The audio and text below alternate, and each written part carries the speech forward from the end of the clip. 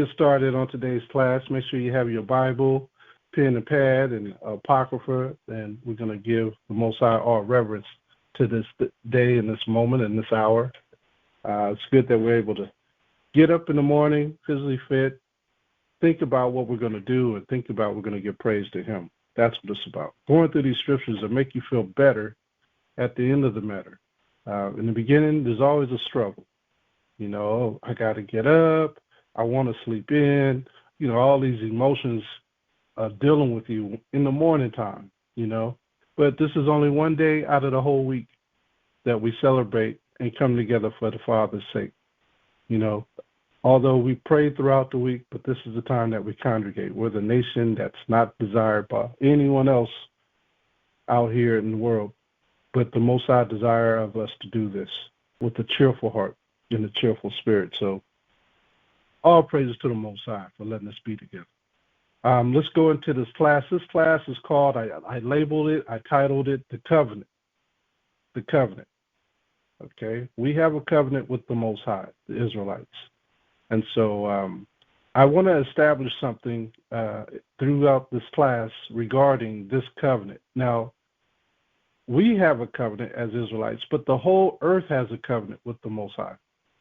And by saying that, let's get started into the class, and I'll let the class reveal it to you. But I hope you gain something from this.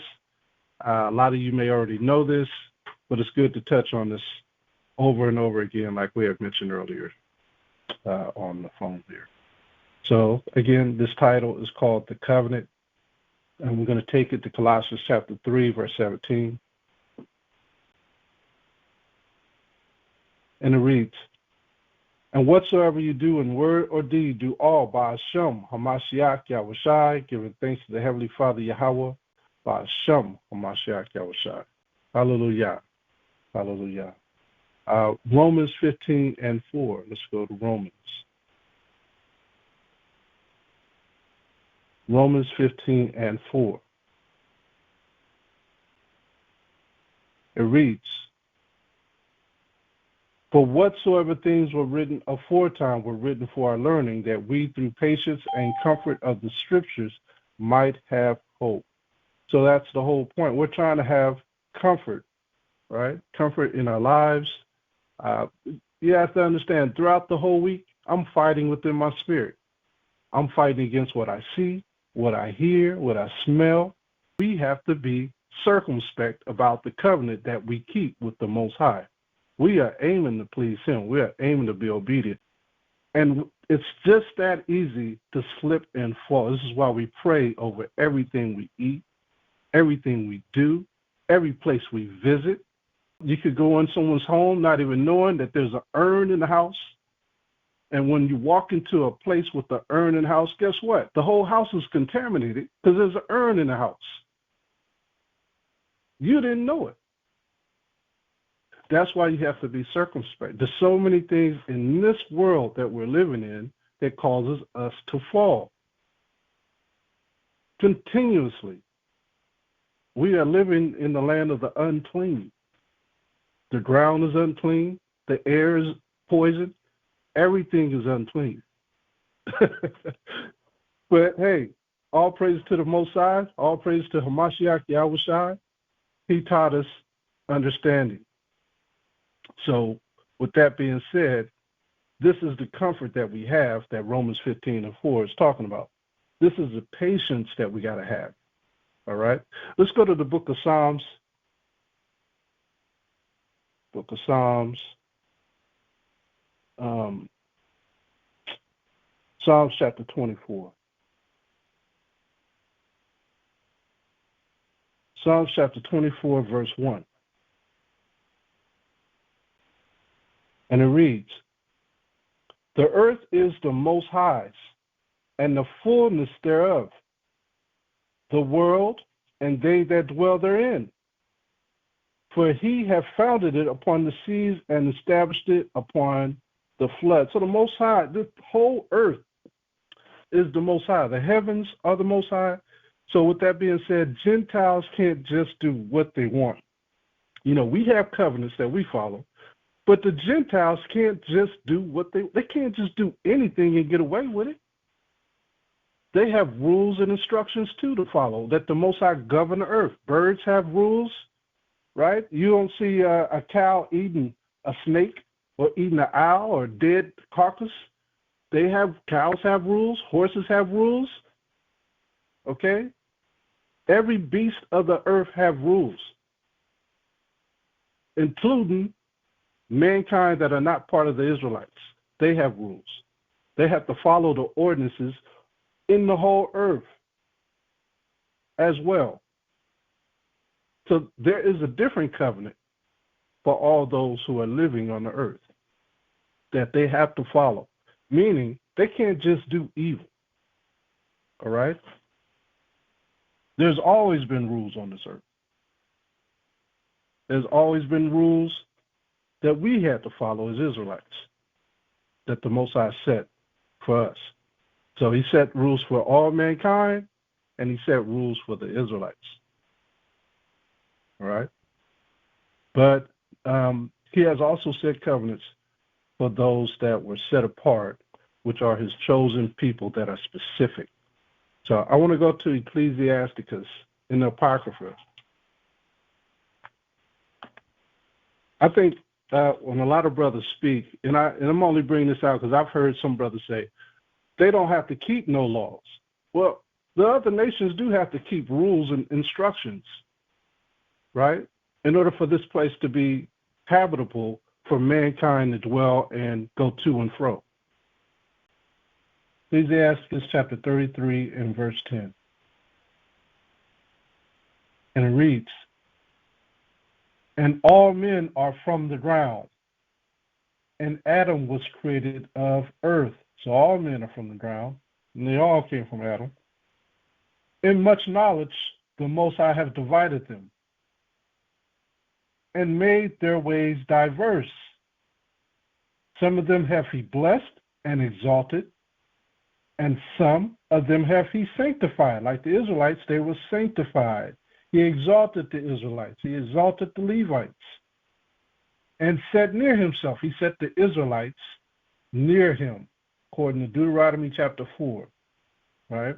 A special people to himself. Exodus chapter 19. So it says here, but some of them have he cursed and brought low, and turned out of their places. So who are those that he cursed and brought low? Well, we'll read an example of that in a second. So he brought some near him, and he brought some who were supposed to be cursed and brought low. What does curse mean? He did not have them close to him. He kept them far away, kept them at a distance. Verse 13, as the clay is in the potter's hand to fashion it at his pleasure, so man is in the hand of him that made him, to render to them as like of him best. Who is the them? All the nations of the earth. Verse 14, good is set against evil, and life against death.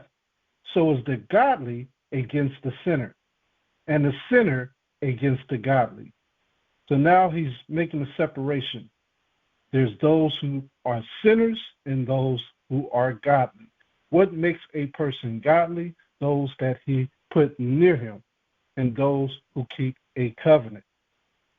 Verse 15, so look upon all the works of the Most High, and there are 2 and 2, one against another.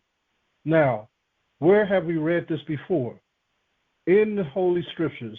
When we go to the book of Romans, chapter 9. Let's go to Romans chapter 9 and verse 11.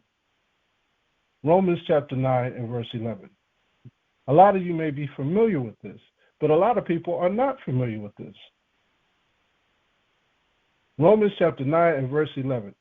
For the children being not yet born, neither having done any good or evil, like you said in Sirach, that the purpose of the Most High Yahweh, according to election, might stand. Who was elected to be near him? The 12 tribes of Israel.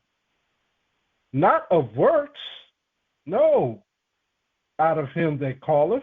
It's not only works, but by faith, according to election. It was said unto her the elder shall serve the younger.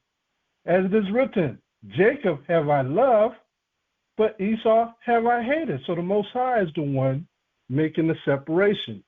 He has some that he exalted and brought near him, and there's some that he cursed and brought low. In this particular case, when we go to Genesis chapter 25 and 23, he's telling you that he brought Jacob into the covenant, and Esau he brought low and he cursed him. Now, if Jacob did not keep the law, statutes, commandments, which is the will that was left to the 12 tribes of Israel, just like if you have a father and a mother and they pass away, they leave your will, you're supposed to follow that will. You cannot go against that will to get benefits. You have to keep that will. So the Israelites were given a will, which was the will of the Most High. Genesis chapter 25. Genesis 25 and let's go to verse 23. Genesis chapter 25 and verse 23.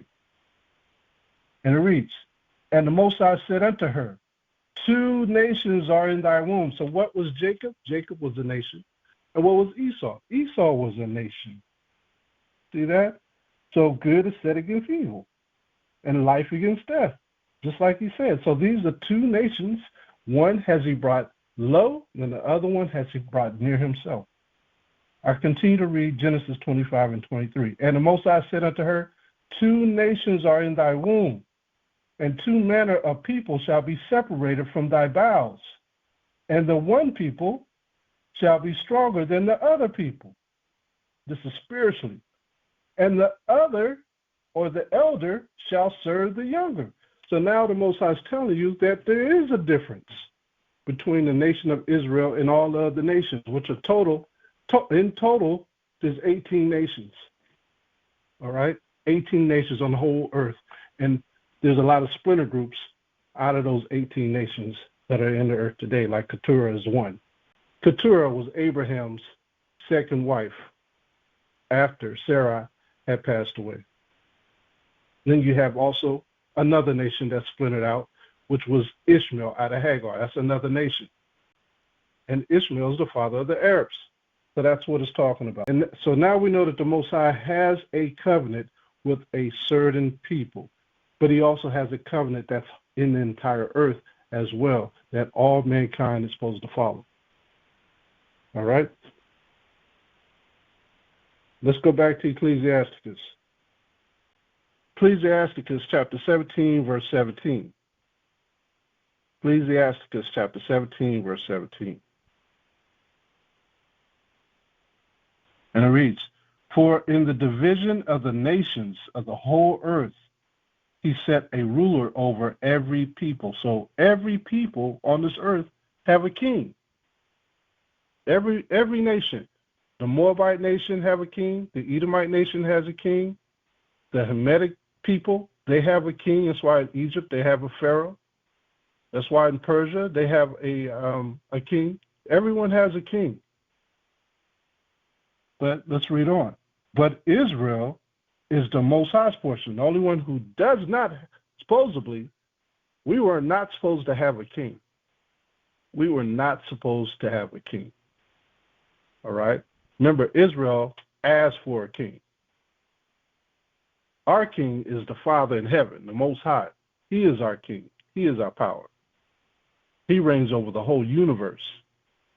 But because we asked for a king, and he gave us one, now we have to fall under that order. So we have a king now. His name is Yahawashi, who sits in the heavens with the Father, under the Father's orders. All right. Verse 18. Whom being his firstborn, he nourished with discipline, and giving him the light of his love, doth not forsake him. Therefore all their works are the Son before him. Everything that the Israelites do, because we are his portion, it's seen by him. Everything we do, he is recalling upon us. Hold that verse and let's go to Psalms chapter 7. Psalms chapter 7 and verse 11. Yahweh judgeth the righteous, And Yahweh is angry with the wicked every day. So he judgeth the righteous. Who are the righteous of the Most High? His portion, his people, his elect, the children of Israel. So he judges us quickly because our ways are before him as the sun. Whatever we do, he sees and judges us quickly. Unlike the other nations, we are his portion, and we are a beacon to the other nations. Let's go back to Sirach chapter 17 and verse 19. Sirach chapter 17, verse 19. Therefore all their works are as the sun before him, and his eyes are continually upon their ways. Verse 20. None of their unrighteous deeds are hid from him, but all their sins are before the Most High. But the Most High being gracious and knowing his workmanship, neither left nor forsook them, but spared them. So he's always with us. Like Yahawashi says, I'll be with you until the end of time. He's always with us. He's always paying attention to us. Our angels are always with us, reporting on what we're doing. Let's go to Deuteronomy chapter 32, verse 8. Deuteronomy 32, verse 8. It reads, when the Most High divided to the nations their inheritance, when he separated the sons of Adam, he set the bounds of the people according to the number of the children of Israel. So he set the children of Israel right in the middle, and all the other nations all on the outside of the nation of Israel. All right, this is why when you look at the temple, we have the inner courts, and then we have the outer courts. The outer courts are for the Gentiles, the inner courts are for the Israelites. That's the setup around the world. Deuteronomy 32 and 9, for the Most High's portion is his people. Jacob is the lot of his inheritance. So we are held at a higher position than the rest of the nations. Meaning he don't play that, homie. You don't play that with us. Homie don't play that. Deuteronomy 32, verse 10. He found him in a desert land and in the waste howling wilderness. He led him about. He instructed him. He kept him as the apple of his eye. So that's what we are to the Father. We are the apple of his eye. So we are special to him. He called us a special people above all nations in Deuteronomy chapter 6. We're above all people according to him. Above them how? In discipline, in following orders, and being strict, and being devout with his words. All right, and keeping the precepts. Let's go to Genesis chapter 12.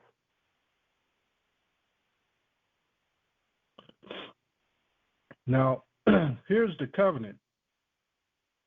This is the beginning stages of the covenant for the Israelites, right here. Genesis chapter 12, verse 1.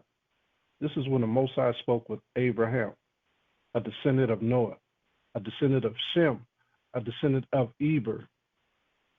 Genesis chapter 12, verse 1.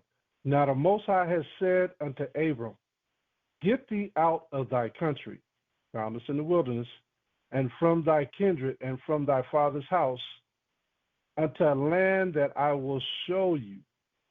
And I will make of you a great nation, and I will bless thee, and make thy name great, and thou shalt be a blessing. And I will bless them that bless you, because you're in the middle of all the nations, and curse him that curse you, because they can't get any blessings because they're cursing you. And in thee shall all families of the earth be blessed. So this is where that covenant first initially began, right here, for the Israelites. But there was rules before this for all the other nations. And that's what we have to understand. There's always rules. The other people had basic laws. And what are those basic laws? Let's walk down the memory lane here. Let's go to Genesis chapter 1. For all nations, this is when it all started, during the times of Adam and Eve. Genesis chapter 1 and verse 26. All right, so Genesis chapter 1 and verse 26, it reads, "And the Most High said, Let us make man in our image, after our likeness, and let them have dominion over the fish of the sea, and over the fowl of the air, and over the cattle, and over all the earth, and over every creeping thing that creepeth upon the earth." So everything the Most High created, they all have rules. And he said that he made us in the likeness of him, meaning our whole body is shaped after the Most High. Our arms, our legs, our head, our body, our torso, everything is shaped after the Most High, including our spirit. Our spirit, the breath of life, is shaped after the Most High. Our words that we speak is supposed to be shaped after the Most High. That's why he wants us to speak every word of him. We're supposed to speak with every word of the Father. So we could be like what? Like him, in his likeness. But a lot of us have lost our way and forgot to be like him and chose another way. They chose to be like the sea, like the animals of the air, like the animals on the earth. Genesis 1 and 27. So the Most High created man in his own image. In the image of Yahweh created he him. Male and female created he them. So male and female were created. Let's read 28. And the Most High blessed them, so they were blessed too in the beginning, men and women. Blessed in whose name? Yahweh. The earth is his. And Yahweh said unto them, Be fruitful and multiply. That's a law. That's an instruction to multiply, to be fruitful. You got some people don't want to multiply. So how are they going to be fruitful if they don't multiply? Some people can't multiply. So what did he set up? Adoption. Because some children don't have parents. Right? And so he set up adoption. So you multiply in that way too. But you also help others to multiply by speaking blessed words of the Most High and goodness of the Most High, what he said. You repeat what he said. It says, and replenish the earth and subdue it and have dominion over the fish of the sea and over the fowl of the air and over every living thing that moveth upon the earth. So here we have it. Most High gave us rules right here. These are rules. And all the people on earth are supposed to follow these rules. Now, is that a form of obedience that we keep them? Yes, it is. Let's go to 2 Ezra chapter 9. 2 Ezra chapter 9. And let's start at verse 18.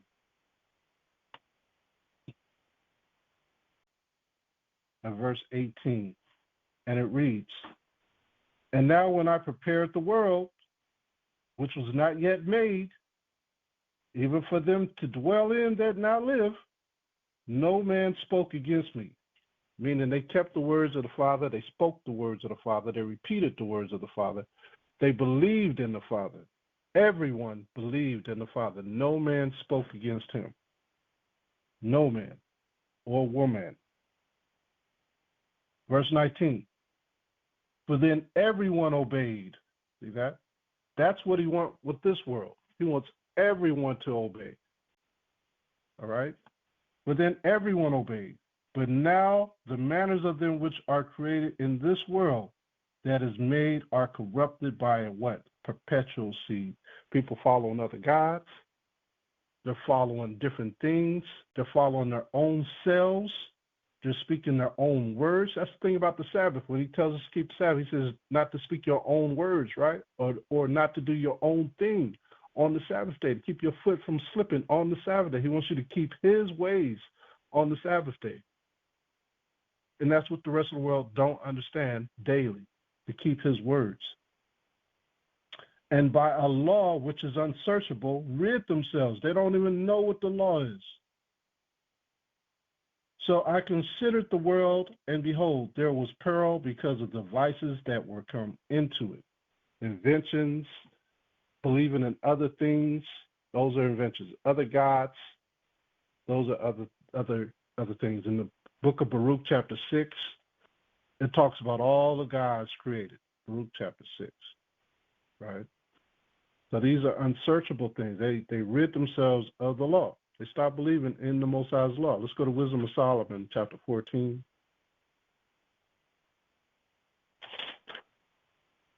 Wisdom of Solomon, chapter 14, and verse 22. I'll start at 21. Wisdom of Solomon, chapter 14, verse 21. And if they stop obeying him, this is what happened. And this was an occasion, and it reads, verse 21, and this was an occasion to deceive the world, for men serving either calamity or tyranny, did ascribe unto stones and stocks, Islam and Christianity, the incommunicable name. They don't know the name of the Father. Moreover, which is also the law. Remember, they rid themselves of the law. Verse 12, moreover, this was not enough for them, that they erred in the knowledge of the Most High. But whereas they lived in the great war of ignorance, the whole world is living in the great war of ignorance. Those so great plagues called they peace. We are living during the time of the great plague. Everywhere you go, there's a plague of great war, of this great war called ignorance. To this day, the law has rid itself from the people of this earth, including the rules of living on this earth. Even though a lot of the countries shape themselves on the principles of the Bible, they still lose it because they throw it behind them. The elite can still do or break these rules or these laws, like the Epsteins and, all these corporations. They're killing people and getting away with it. They're committing all types of atrocities of this great war of ignorance and getting away with it because they have money. Money is the root of all evil, right? And that's what's going on. So they've forgotten and they disobey the Father, which is the one who created the whole earth. So now let's go to Exodus chapter 20. And let's start at verse 1, because even though this was given to the Israelites by Moses, by the Father, the other nations are to follow what we teach. These are the basic principles of the commandments. And we are teaching all of these commandments to all the rest of the nations. Once we get ourselves together, we got to get ourselves together first. But the rest of the nations are allowed to hear us speak when we're out there on the streets. We don't shun anyone from hearing the law when we're teaching on the streets, right? Now, when the Israelite walks up and we're teaching on the streets, we focus in on the Israelite brother. But while we're talking, the other nations still can hear us talking. They can still hear us speaking. They can still learn from what we're teaching. But when they speak against us, what happens? They're bringing destruction upon their own souls when they speak against us. Remember the blessing? Those who bless us will be blessed, and those who curse us will be cursed. They're cursing their own body. They're damning their own body and their own inheritance. Exodus chapter 20, verse 1. And the Most High spoke all these words, saying, I am the Most High Yahweh, thy power, which have brought thee out of the land of Egypt, out of the house of bondage.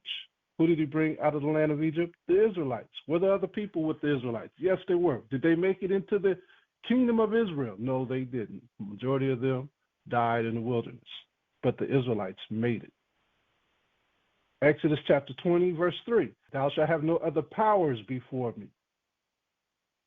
Thou shalt not make unto thee any graven image or any likeness of anything that is in heaven above, or that is in the earth beneath, or that is in the water under the earth.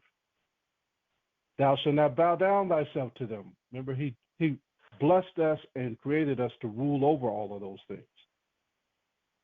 Nor serve them, for I, the power, Yahweh, am a jealous power, visiting the iniquity of the fathers upon the children unto the third and fourth generation of them that hate me, and showing mercy unto the thousands of them that love me and keep my commandments. That thing where it says, visiting the fathers upon the children unto the third and fourth generation of them that hate me, Now, if the third and fourth generation don't get it right, guess what? It starts over again. Goes back from 1, 2, 3, 4, starts over again. If they don't get it right, 1, 2, 3, 4, that curse just keeps going on and on and on and on and on until somebody out of those 4 generations gets it right, then the blessings come. So it continually generates over and over and over based on the sin that you create. If you hate him by not keeping his laws, you create evil upon yourself.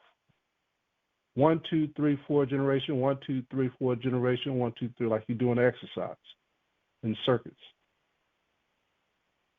Exodus chapter 20, verse 7. Thou shalt not take the name of the Most High Yahweh thy power in vain, for the Most High will not hold him guiltless that taketh his name in vain. So all these things happen in the garden. Who's the first one to do this? Eve was the first one to do this. Let's go to Genesis 11. This is where it started, and then we'll go to Eve, because it started with Eve too. Genesis 11:1. And the whole earth was of one language and of one speech. And it came to pass as thou journeyed from the east that they found a plain in the land of Shinar, and they dwelt there. And they said one to another, Go to, let us make brick and burn them thoroughly. And they had brick for stone, and slime had they for mortar. This is Nimrod. He was a Hamite. He dwelt in the land of Shinar, which is in where Iraq is today. That's where Shinar was. Okay, so this is right after Noah, Shem, Ham, and Japheth. This was the first nation that put his head up. And what I mean, put his head up, put up a leader. All right, and so Nimrod was that first leader who came out of Ham, not Shem, not Japheth, but out of Ham. Genesis chapter 11, verse 4. And they said, Go to, let us build us a city and a tower whose top may reach unto heaven. And let us make a name. They already had a name, right? The Most High already gave nations a name in Genesis chapter 9. Lest we be scattered abroad upon the face of the whole earth. And the Most High came down to see the city and the tower which the children of men built. So what did this tower represent? Rebellion and idolatry.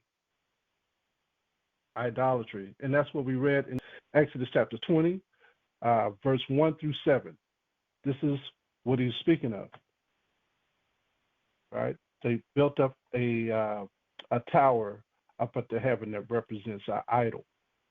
And they're still doing this in Africa today. If you go over to Egypt or Ethiopia or Sudan, they have, if you go to where their kings dwelt, they have erected what they call those things, obelisks. The obelisks are still symbols of the power of the kings that ruled in those nations. Some of those obelisks are like 3 or 4 stories tall.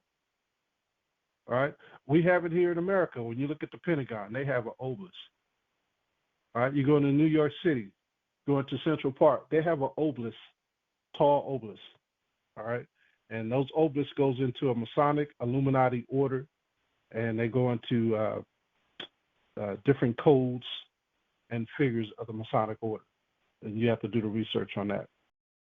But they're doing the same thing that they did here. When you look at verse 3, when you go to the Pentagon, they built that obelisk out of brick and stone. The Washington Monument, they used brick and stone. They used mortar.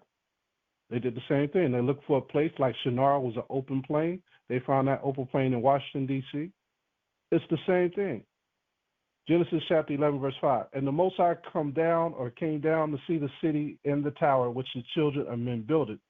The Most High said, Behold, the people is one, and they all have one language, like English.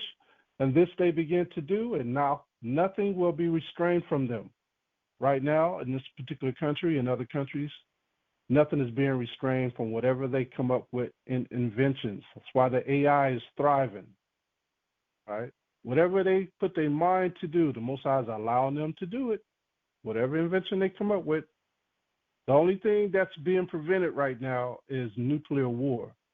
And that's what the angels are preventing from happening. That's why you see those chariots always stopping these missiles being shot up in the air. All right? They pop up out of nowhere and they disarm these missiles. But that's the only thing that is being restrained from them is war. And you can read about that in Genesis chapter 7, where the angel puts one foot down on land and then another foot in the ocean, which cover the four corners of the earth. That's talking about those chariots. They're stopping everything that's happening. Nothing is moving. Genesis 11:6. And this they began to do. And now nothing will be restrained from them, which they have imagined to do. Verse 7. Go to, let us go down, and there confound their language, that they may not understand one another's speech. So the Most High scrambled the languages, and this is where you have speaking in tongues. This is where it came from. Like the church, the Christian church, like to lie and say that when someone speaks in tongues, you're supposed to let them speak. A lot of times you don't know what they're speaking. Speaking in tongues are different languages, lexicon languages that we all know that exist today on this earth. English, Spanish, Portuguese, Chinese, Japanese. Those are speaking in tongues. Genesis chapter 11, verse 8. So the Most High scattered them abroad from thence upon the face of all the earth, and they left off to build the city. Therefore is the name of it called Babel, meaning confusion. All because they built up an idol. And just like we read in the Wisdom of Solomon, chapter 14 and verse 22, this became the great war of ignorance, the great war of confusion. Genesis 11:9 says, and from thence did the Most High scatter them abroad upon the face of all the earth. So this is idolatry, witchcraft, when you start worshiping idols or monuments built in opposite of what the Most High is about. And so whenever they have that memorial where everybody meets at the Washington Monument, that's sin. Whether you know it or not, that's sinful because it's not in the name of the Father. Let's go to 1 Samuel chapter 15. So they're breaking their rules that the Father gave them as well. 1 Samuel chapter 15 and verse 23. 1 Samuel chapter 15 and verse 23. All of this is idolatry. 1 Samuel chapter 15 and verse 23. And it reads, for rebellion is as the sin of witchcraft. How many of y'all knew that rebelling is witchcraft? And stubbornness is as iniquity and idolatry. See that? Stubbornness. How many of our own people you know that's stubborn? Most High calls it iniquity and idolatry. Because thou hast rejected the word of the Most High, he hath also rejected you from being king. He said this to Saul. So Saul had stubbornness, rebellion, and he worshiped idolatry and witchcraft. Remember, he went to the medium for counsel. And just like Saul went to the medium for counsel, let's go to Genesis 3 and 5. It's the same thing Eve did. She went to Satan for counsel, which is idolatry. Genesis chapter 3, verse 5. Now, we was just watching a movie last night. What's the name of that movie so they all can know what we were watching? What's the name of that movie last night? Yeah. 61? Is that the name of it? 61 or something like that. It's on Netflix. But it's a scandal with brothers in Chicago on the streets where the cops try to pin a murder on a brother who's an elite athlete, 61st Street. He was an elite athlete about to get a scholarship to go and run in college as a track star. And a cop was trying to get him because he mistaken him for a dude that was selling drugs and doing things on the streets and chased him, and the cop actually got killed. I'll leave it at that. But anyways, the dude's brother, the track star's brother, he kept going to this dude on the corner to try to fix the issue, try to get him passports, license, try to get him something where he can escape and run from this issue. And what that dude was, in essence, was the devil. Why are you running to the devil to escape when you should be dealing with this thing head on, get your attorney, and fight this whole case? And so that's what our people like to do. We like to run to the wrong thing or the wrong entity, the wrong people to get counsel. And this is what happened with Eve. When you go to Genesis 3 and 5, let's go to Genesis 3 and 3 first. Genesis 3 and 3, just like Saul, he got counsel from the wrong entity. Genesis 3 and 3, but of the fruit of the tree which is in the midst of the garden, the Most High has said, ye shall not eat of it, neither shall you touch it, lest you die.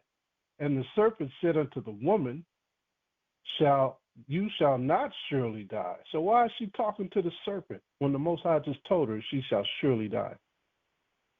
She didn't fear him. Genesis 3 and 5. For the Most High doth know that in the day you eat thereof, then your eyes shall be open, and ye shall be as gods, knowing good and evil. See that? So Satan behooved Eve, took advantage of her ignorance. Remember what the Most High said. He said, those that love him keep his commandments. That's in Exodus chapter 20. We just went over that. Eve committed a sin, and she knew good and evil once she committed a sin. That emotion just didn't go away. We still deal with that to this day. Have any of you ever committed a crime? Have any of you ever done something bad? The premeditated error, when you get ready to do something bad, or if you have committed a crime, you really understand the crime after you do it. When you do something bad, you really understand why it's bad after you do it, because when the consequence comes, whether it comes quickly or whether it comes slowly, when it comes, now you understand that you shouldn't have done it. Your conscience tells you you did something wrong. Now you really know good and bad. But those who are wise, those who are intelligent, will heed the words of the Most High, will heed the words of the law, and not do it. And so that's the issue that we're dealing with today. Many people don't have a good conscience. Many people let their actions take course before they think on the matter. To stop the transaction of doing the crime, to stop the transaction of doing the bad. So we can't blame Eve for everything, because to this day, we're still committing the crime of breaking the law, the crime of committing sin. That's what sin is, to commit a crime. That's what sin is, to do bad. What is sin? Transgression of the law. What law? The laws of the Most High, the one who created the whole entire earth and universe. Genesis 3 and 6. And when the woman saw that the tree was good for food, and that it was pleasant to the eyes, and a tree to be desired to make one wise, many people are looking for wisdom, she took of the fruit thereof, and did eat it, and gave also unto her husband with her, and he did eat it. So this was idolatry. It's a quick fix. Christianity is a quick fix. They don't tell you nothing. It's a quick fix for wisdom, but you don't get no wisdom. Islam, the same thing. You could get magnified. You could get behooved real quick, betwixt real quick by listening to brothers in Islam if you don't know the truth. If you don't know the truth, you'll be like, oh man, maybe he's right. Maybe Malcolm X was right. You can get betwixt real quick, and fall short of the glory of the Most High. If you look at Psalms 82, Psalms 82 has a lot to do with this. Remember, Satan said you would be like gods if knowing right from wrong. Psalms 82, verse 6. Psalms 82, verse 6. And Yahawashi said this to us. He says, isn't it written in your book that ye are gods? He was making mockery of us. And our people didn't even realize he was making mockery of us because we fell in the garden with Eve. We fell. And we wanted to be gods. That's why it says, I have said ye are gods, and all of you are children of the Most High. We are children of the Most High. And we are small gods. We didn't have to get validation from Satan to know this. We already knew this. But Eve got betwixt. And because of that, if you look above in Psalms 82, verse 5, this is what happened. They know not, neither will they understand. They walk on in darkness. All the foundations of the earth are what? Out of course. Everything is out of course because of what we did, because of witchcraft and idolatry. Even the other nations, they're out of course. The great war of ignorance. So these covenants and these rules are very betwixt between the Israelites and the rest of the nations on earth. Genesis chapter 9, verse 1. Now these are rules for all the nations on the earth. Genesis 9 and 1 is going to speak on it. They were set in the earth and people were supposed to follow it, right? This is after the flood.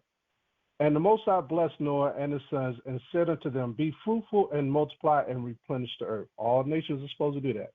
And the fear of you and the dread of you shall be upon every beast of the earth and upon every fowl of the air, upon all that move upon the earth, and upon all the fishes of the sea. Into your hand are they delivered. Is this true? Yeah. Go fishing. Try to reach for a fish under the water. See Watch the how fish fast kind he of moves. scatter when they You see a bunch of birds? Walk step. upon those birds. Watch the fear and dread that falls upon those birds. Watch them take off. This is true for all mankind. No one of mankind can walk upon these things without doing it cautiously, right? You might get lucky and catch one, but everything has the fear of dread. All the beasts of the earth run when they see us. Genesis chapter 9 and 3, except for the ones with teeth that wants to kill us, right? He set those up too. And that's in a different book in the Apocrypha, where he made those with vicious teeth to pounce upon us in times of trouble. If somebody could find that while I'm, I don't know if y'all know where that is. Someone can find that for me. They're spirits. Made some with teeth. But yeah, the Most High also created animals.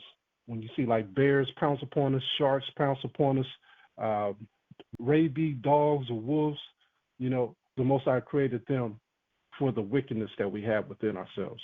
If we're very sinful or very evil, we'll attract those things. Sometimes when you're walking hand in hand with the Most High, those things, he won't even send them towards you. They'll go the opposite direction, right? And you can read about that in Job chapter 5, verse 19 on down. Those animals will go away from you. You won't even see them. If you're following the Most High's law, statutes, commandments, those angels are protecting you. But if you don't have those angels protecting you and you're wicked, that's when you hear about those people getting jumped by lions or eaten by bears or being bitten by snakes. That was made for you because you were sinful. So all of that goes in conjunction with the spirit, all right? All goes in conjunction with the spirit. 21:2. Oh, Sirach 21:2, the water. Let's get that real quick before we move on. The water for finding that. Sirach 21:2. Okay, this is one, but there's also another one. Good find. It reads. I started 1. My son, hast thou sinned? Do so no more, but ask pardon for thy former sins. Flee from sin as from the face of a serpent. For if thou comest too near it, it will bite you. The teeth thereof are as the teeth of a lion, slaying the souls of men. See that? The Most High created this for those who are sinful, these animals. The next verse is good too, but let's jump over to Ecclesiastes chapter 39. Let me show you another one. Ecclesiastes chapter 39 and verse 28. This is when you're a sinful person and you're not following the ways. This can happen to any one of us. If we're not mindful of keeping the laws, these things can happen to you. Sirach chapter 39, verse 28. There be spirits that are created for vengeance.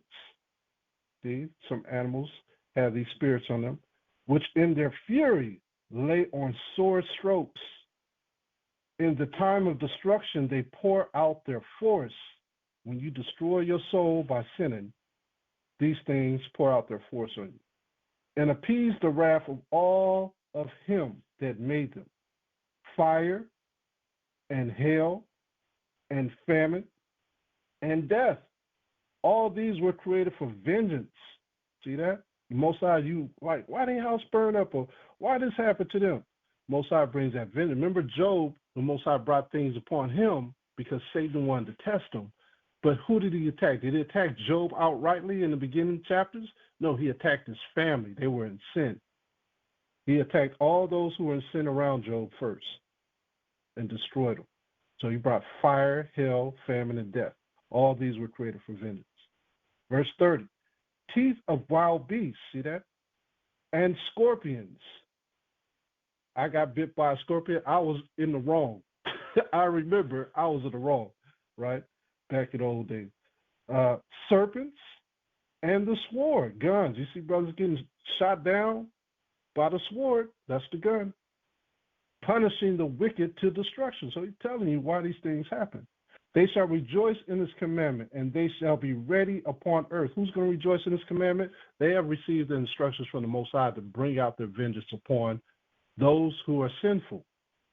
They shall rejoice in his commandment, and they shall be ready upon earth when need is. And when their time is come, they shall not transgress his word. So same thing with the bugs, the bees. Remember in Egypt, all the plagues? They hit Israel first, but then they stopped hitting Israel. Israel changed their ways. They started repenting, and then they started hitting the Egyptians. All the Egyptians caught all the plagues, bugs, frogs, lizards, everything. So the Most High created all these armies on this earth when you're going off, and for the other nations when they go off. So that's what we're seeing today, right? Other people are not going to understand what we're talking about. This is a mystery, what we're talking about right now. And so let's go back to where we were. I don't want to lose train of thought. Genesis chapter 9 and verse 1. Genesis 9 and 1. And the Most High blessed Noah and his sons, and said unto them, be fruitful and multiply and replenish the earth. And the fear of you and the dread of you shall be upon every beast of the earth, and upon every fowl of the air, upon all that moveth upon the earth, and upon all the fishes of the sea. Into your hand are they delivered. Every moving thing that liveth shall be meat for you. Even as the green herb have I given you all things. But flesh with the life thereof, which is the blood thereof, shall ye not eat. So he's telling you there's certain meats that we can eat in verse 3, but the nations are eating all types of meats, right? We have a Levitical law. That's what separates us from them. We have Leviticus chapter 11, which is a dietary law. That was made for the Israelites. But these other nations are able to eat all types of meats. If you notice, they don't get sick like we do when we eat these meats, because they were made to eat all these different types of meats without error in their body. Genesis 9 and 5. And surely your blood of your lives will I require. At the hand of every beast will I require it. If any beast slay any of us, and you're living a righteous life, the Most High is going to take that beast out. But if you're a wicked man, he may preserve that beast. That beast may not die, because that beast worked off of his commandment, off of his instruction. So there is an accident that can happen where these beasts could jump on you by accident. It's not always the fact that you're living wrong. It could be an accident, all right? Then that beast got to be put down. And surely your blood of your lives will I require. At the hand of every beast will I require it. And at the hand of man, at the hand of every man's brother will I require the life of a man. So here's another rule, another law, not to kill one another. Like we read in Exodus, there's other laws, right? Genesis 9 and 6. Whoso sheddeth man's blood, by man shall his blood be shed, for the image of the Most High made he man. See that? Let's go back to Exodus chapter 20. We'll come back to Genesis 9 and 7. Exodus chapter 20. Let's drop down to verse 8 and read down. Exodus chapter 20, verse 8. So it says in Exodus chapter 20, verse 8, remember these things were made for the Israelites, right? But the nations are supposed to keep certain laws as well. They can keep the Sabbath day because the Most High requires it, that all nations rest on this day because he created the earth and everything is supposed to rest on the Sabbath day. Exodus 20 and 8. Remember the Sabbath day to keep it holy.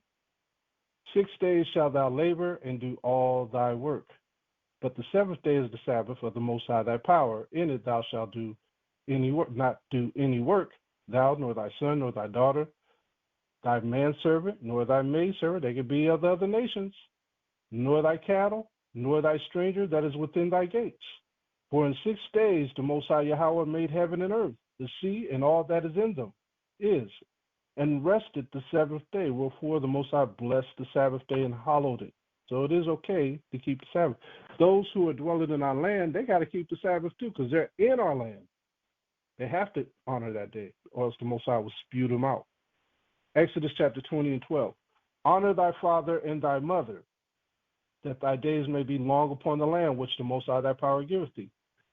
Our people have to do this, and the heathen got to do this. We just saw, what was the name of the guy that just killed his father and his mother, the actor? It was Archie Bunker. I can't remember his name.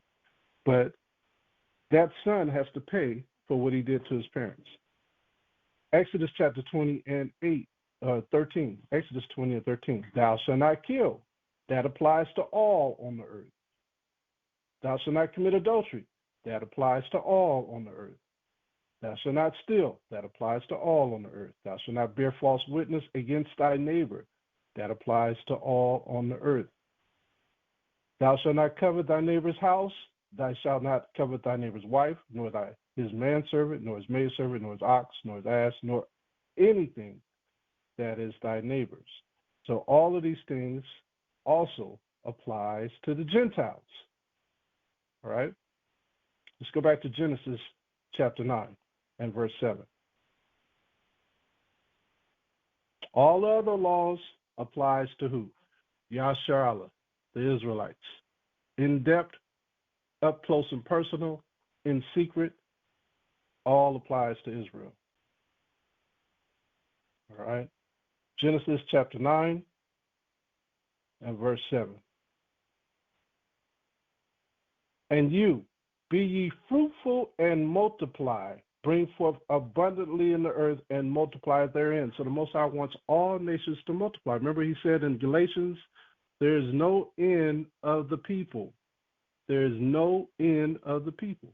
So all the people that were in the early times are still here today. Every nation is still here today. Even giants are still here today. Dwarves are still here today. So everything is to multiply and keep up that kind.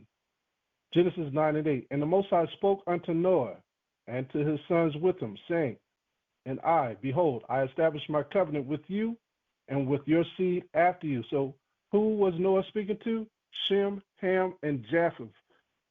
The three boys that all nations came out of, that's in the whole earth. All the nations came out of those three sons, all of them.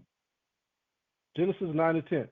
And with every living creature that is with you, of the fowl of the cattle and of every beast of the earth with you, from all that go out of the ark to every beast of the earth. And I will establish my covenant with you. That's a covenant with all the people of the earth. So this is a different covenant from the covenant that Israel got. Neither shall all flesh be cut off any more by the waters of a flood. Neither shall there any more be a flood to destroy the earth. See that? The Most High put that in writing, and it's truth. And the Most High said, this is the token of the covenant which I make between me and you and every living creature that is with you for perpetual generation. So this instruction is still in the earth even to this day. So if anyone is saying that a flood is coming, like that knucklehead in Africa was saying in Ghana, and building ships and telling everybody this is the day he's going to flood the earth, and then he said at the last minute he changed his mind and bought a Mercedes, SUV Mercedes, that is. And then they caught his butt and beat his butt up, and the police took him in for his own safety. All right, so don't fall for all these false prophets, because the Most High, his word is gold. It's truth, right? This is a contract that he made with the whole earth. Genesis 9:13.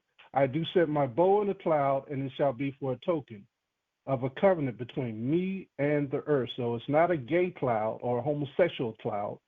This cloud is a token. It is a stamp that he said that he would have a covenant with the whole earth, that he never flooded again, right? And so whenever I see that bow in the cloud, I always say, thank you, Most High, for blessing us with your promise. I always say that every time I see it, just to let him know that I remember what he said.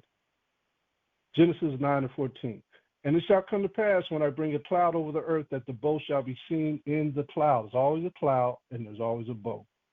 And I will remember my covenant, which is between me and you and every living creature of all flesh. And the water shall no more become a flood to destroy all flesh. And the bow shall be in the cloud, and I will look upon it, that I may remember the everlasting covenant between Yahweh and every living creature of all flesh that is upon the earth. And the Most High said to Noah, this is the token of the covenant which I established between me and all flesh that is upon the earth. So this is the token that we see when we see it rain. We always see this rainbow. So the Most High gave this covenant with all flesh, right? Which is a blessing that we notice. Genesis chapter 6. We have to remember too, why did he flood the entire earth? It was due to the wickedness of man. That's why he flooded the whole earth. That's why I said the next time that he brings destruction on the earth, it's not going to be by water, it's going to be by fire. All the elements are going to burn. And Mystery Babylon, there's not going to be a hill that you can run upon when this fire comes. There's nowhere you're going to be able to go when this fire comes. Nowhere. It's going to burn everything up. Every idol is going to get burned up. Every single thing that you see is going to be burned up and removed. Genesis chapter 6 and verse 1. Genesis chapter 6 and verse 1. And we'll read 2 verses here. Genesis 6 and 1. And it came to pass when men began to multiply on the face of the earth, and daughters were born unto them. We're going to read about another rule, instruction, part of that earthly covenant that everyone has to follow. That the sons of Yahweh saw the daughters of men, that they were fair, and they took them wives of all which they chose. You are seeing this today when you're seeing the outflux of men, not pointing out anyone specifically, but you're seeing it on the internet. You're seeing the outflux of men going all over the world in search of women. But they're not marrying them. They're basically whoring out all these women that they're getting with. They're going out to sow their seed, right, around the world, and they're not being fathers. So this is sinful to the Most High. This is going right back to what we're reading about in Genesis chapter 6. The sons of the Most High saw the daughters of men that they were fair. What does it mean by fair? Also, it's talking about complexion, and it's also talking about that they were sweeter to them, nicer to them. Like the brother from San Antonio Spurs, I can never say his name, Wimbinya. He's the tall 7'4" basketball player. There was an article, and they were asking him, how come you're not dating any women of America? And he said, the women of America act like the YN boys in America, meaning young Nick, I'll say it so everyone understands, the young niggas in America, saying that they act like men. He said, I'd rather date women who are in Paris who are more feminine. So what does that do to the men of America? What are they thinking? Maybe we should go to Paris and get a woman that's nice to us, sweeter to us, fair to us. So this is the same thing going on today. And they're going out here and they're not marrying these women. They're going there, flying out, coming back, flying out, coming, go to another country next week, another country the following week. So this wickedness is starting to pick up speed amongst the earth. At first, it was the other nations. Now it's the Israelites who are doing this. All right.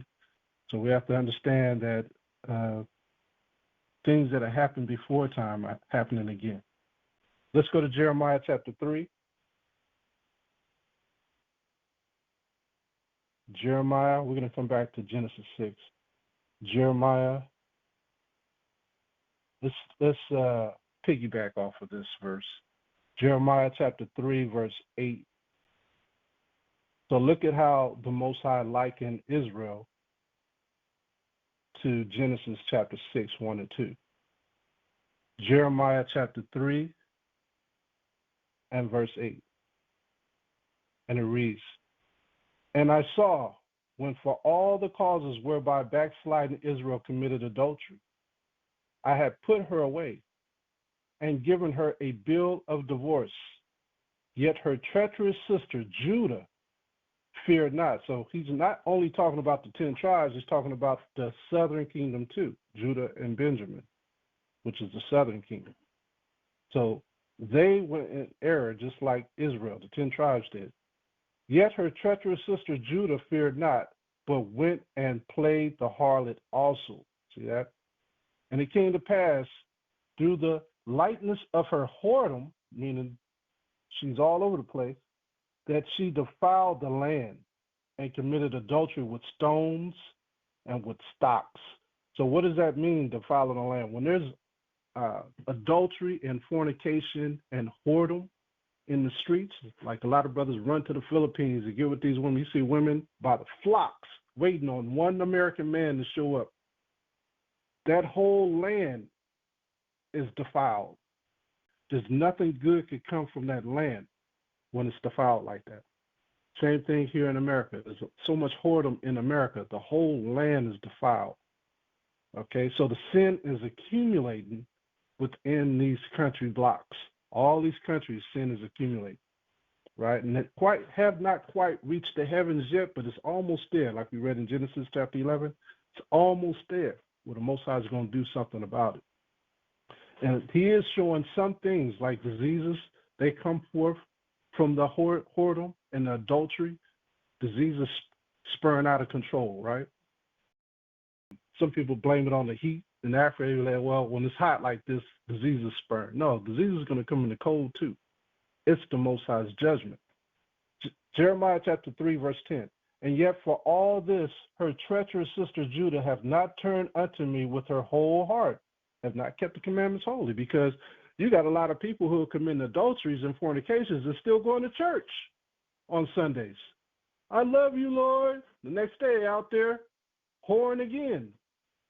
That's what they love to do. So they're not following the Most High with their whole heart.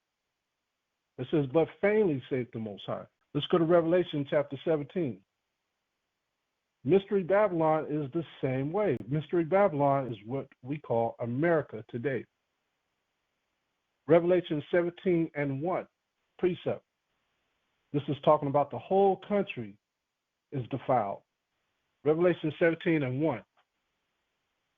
"And there came one of the 7 angels, which had the 7 vials," the vials are representation of destruction, "and talked with me, saying unto me, Come hither, I will show unto thee the judgment of the great whore that sitteth upon many waters." America is that country that sit upon many waters. You have the Pacific Ocean on one side, the Atlantic Ocean on the other, the Gulf underneath, and then you have the Arctic above.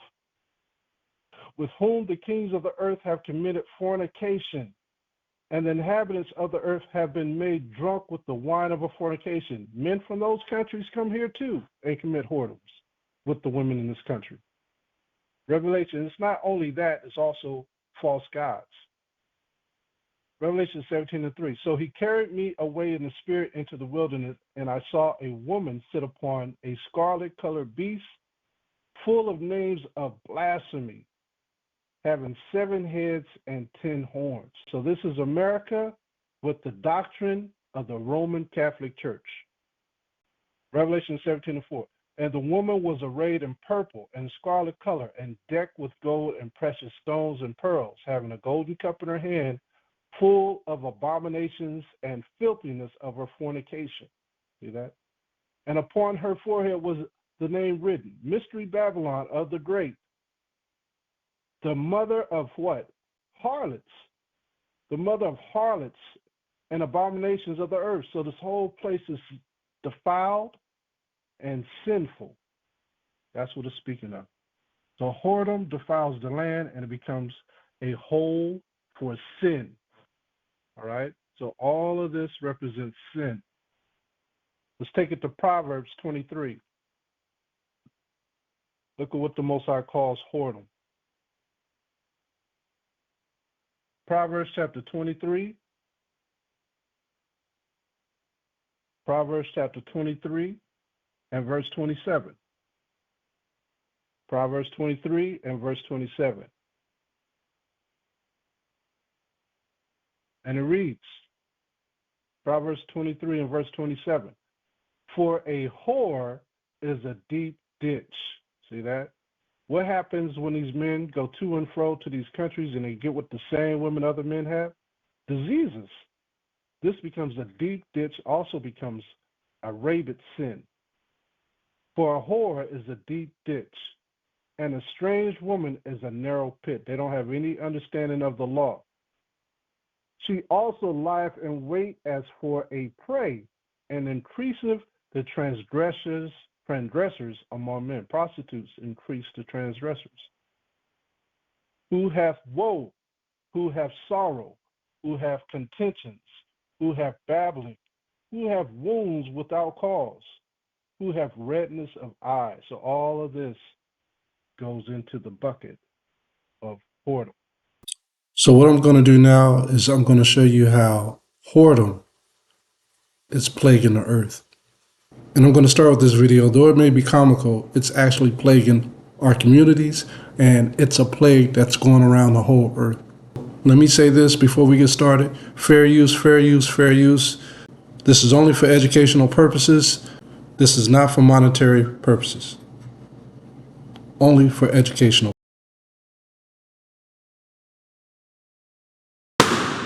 And why did you pop? He said he just do music, so I kind of need a man with a job.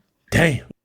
I got 6 kids. I can't do the kids. It's all I right. don't need you to take care of them. I just need a man with a job. I'm not the man for you, baby. I know, baby. That's why I popped. It's all good. Okay, you still had your balloon, and why? Because I was going to ask him, did he have a job at first? But when he kept talking, he didn't say nothing about no job, so I just had to pop. So most of you being in the truth, I'm sure just from watching this video, you could pick out a lot of things where our women are going wrong or going off on. You could start from the host of the show to the person who's looking for a man. When she replied, for one, she has 6 children and she's looking for a husband. Is there anything wrong with that? There's nothing wrong with that. But you look at the foundational practices of that woman, and it says a whole lot. But nevertheless, I'm not going to stay on that. Let's move over to Venezuela and let's look at the women who are in these other countries in America where slavery has taken place and have left our women in an awful situation. Carabobo State. Okay, it is in the center of Venezuela. Está en el centro de Venezuela, ¿verdad?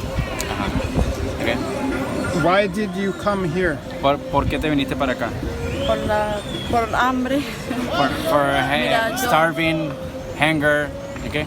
Yo vine para acá porque mi familia, tengo 9 hermanos y todos pasan hambre. Okay, I came here because in my family we are 9 brothers. We're 9 brothers and sisters, and all of them are starving. You had no food to eat, you had a little food to eat. Okay, tenías poca comida para comer o no tenías nada de comida para comer. ¿Qué tenían para comer? Allá mi mamá trabaja en una panadería y lo que comíamos era lo que mi mamá podía sacar de ahí y lo que se podía comprar, que si yuca, arrocito. Okay. Arepa de maíz. Okay, déjame decirle eso. My mother used to work in a bakery, so all we could eat it was what she could get from the bakery in the night to home. And apart from that, only roots like yuca, as I told you before, and also some chicken rice. That is a special kind of rice for raising chicken, right? So this is like chopped rice, okay? So how did they get in this predicament? In Venezuela, when Hugo Chavez was the president, real quick, I'll tell you this because I remember it. Hugo Chavez was the president from like 1999 to like, I think he passed away in 2012 or 2013. In 1999, George Bush Jr. was the president. He went to war against Iraq around 2001, I believe. So around that time, Hugo Chavez was the one who was calling out George Bush on a illegal war. And he taunted George Bush from that point on. While George Bush was trying to get the oil out of Iraq, Hugo Chavez knew he was the next thing that George Bush Jr. was going to attack. So we all know that Venezuela was always one of the richest countries in South America due to its oil. Around 2012, 2013, he passed away during Barack Obama's time in office. A lot of people believe that Hugo Chavez was killed or assassinated, but immediately after he died, the oil prices plummeted. It exposed all the issues of Venezuela. It exposed the mismanagement, it exposed corruption, it exposed a severe recession. It had hyperinflation. It went from, if I can remember, around 2016, the hyperinflation had surged to like 800%. And there was all types of shortages. People were out on the streets robbing each other because dollars had went to pennies overnight. People were losing their jobs. They didn't have food. They didn't have toilet paper. They didn't have anything. And since then, Venezuela has been going downhill. So a lot of the people in Venezuela has been running to other countries. So that's been detrimental to the families. A lot of the families have had breakdown because of it, where they're not able to eat. So what is that called? So what happens when situations like that happen? They look for dire ways to make money. A lot of families started using their women or their daughters to put them out on the streets as prostitutes to bring home money. And so now the whole land is destroyed. Now you have the Most High angry with them. You have other countries who are upset because they also lost stock in their oil and it's being mismanaged. But the people in Venezuela are hurting and the women are becoming harlots on the street, from teenage girls to married women out there becoming harlots on the streets. And this is the problem in all these other countries. The same thing happens in what they call the Middle East, Iraq, Syria, Iran. All these countries have this issue due to war. Women are selling their bodies for money, and it's causing the whole world to be defiled. The whole world is unclean. This is a kind of rights for animals, not for humans. Okay? At night, when you would go to sleep, would you be hungry?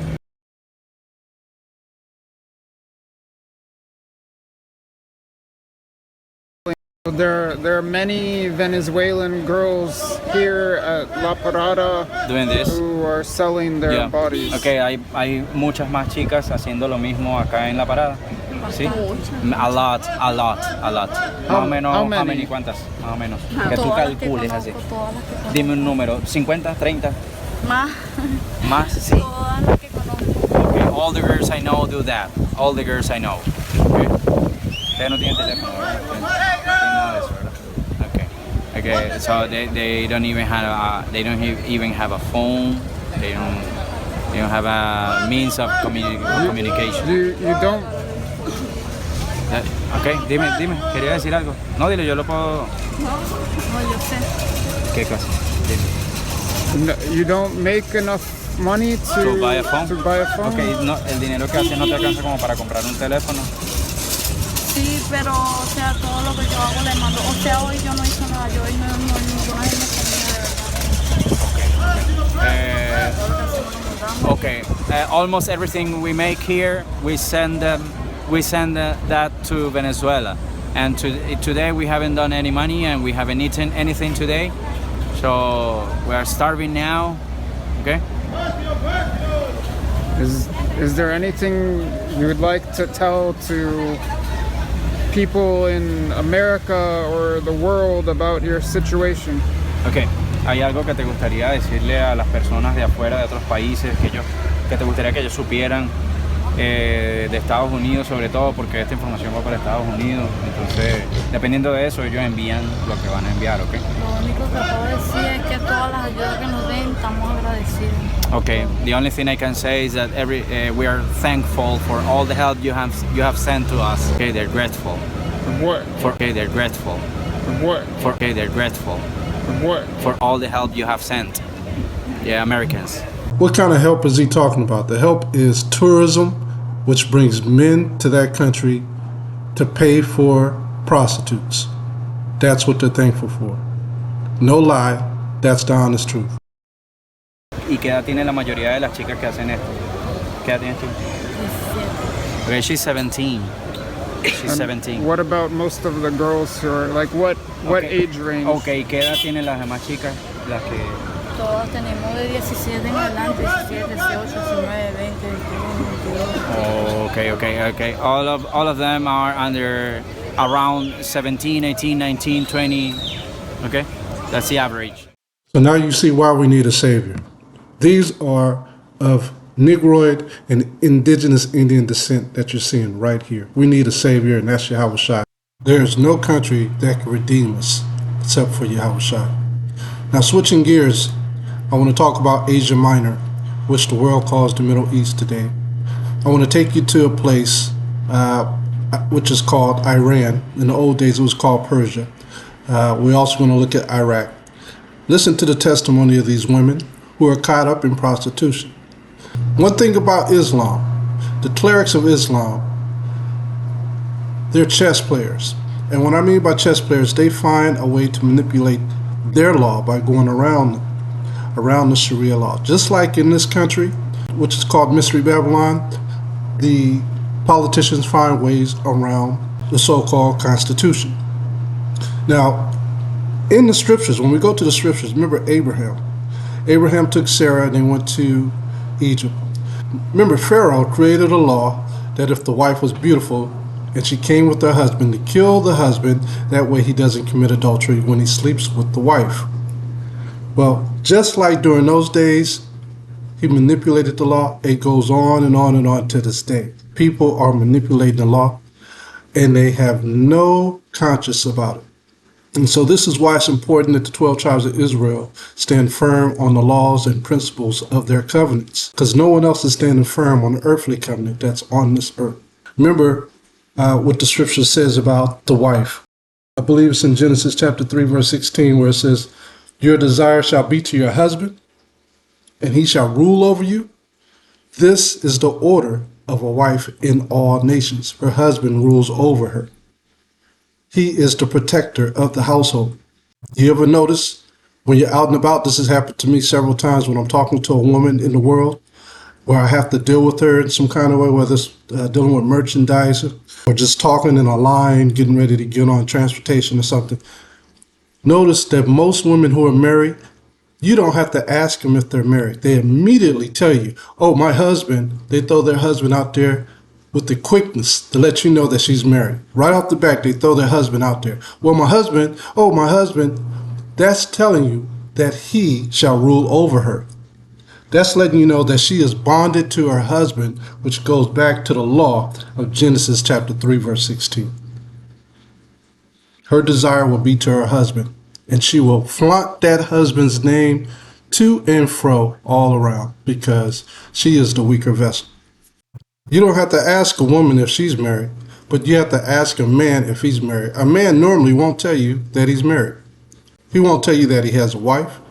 You have to pull teeth. You have to get it out of him. Most men, women have to ask if he's married. But on the flip note, when it comes to women, women will always tell you that they're married or they have a husband. And that's a form of righteousness.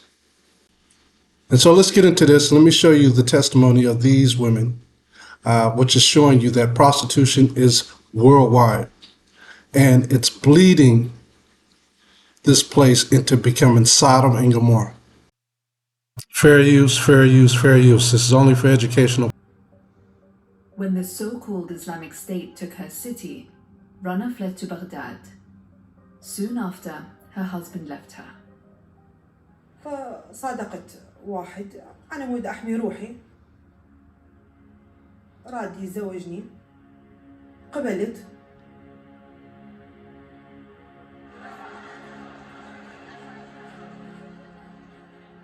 قال روح للكاظمية، أكو هناك يمسكون عقد. The man took Rana to one of the marriage offices in Kadhimiya. احكي لي ايش حصل بالضبط لما رحتي لمكتب السيد. انطاه 50,000 سوالي عقد، فرحت قلت ايه يعني انا عارفه يعني هذا الزواج. Rana says she trusted her new husband and didn't read the marriage contract. She thought she was starting a new life. عشنا يومين 3 يعني اسعد حياة ويجيب اكل ومدللني. تعرفين انتي مكسورة، يجي واحد يحط عندك امل، قلت له ايه يعني هذا الشيء اللي اتمناه، معناه انت شاري يعني. After a few days, Rana's husband took her out shopping. Then she says, without any warning, he vanished. اختفى واستمسكاتي كلها يمه، اسأل ما حد يعرفه.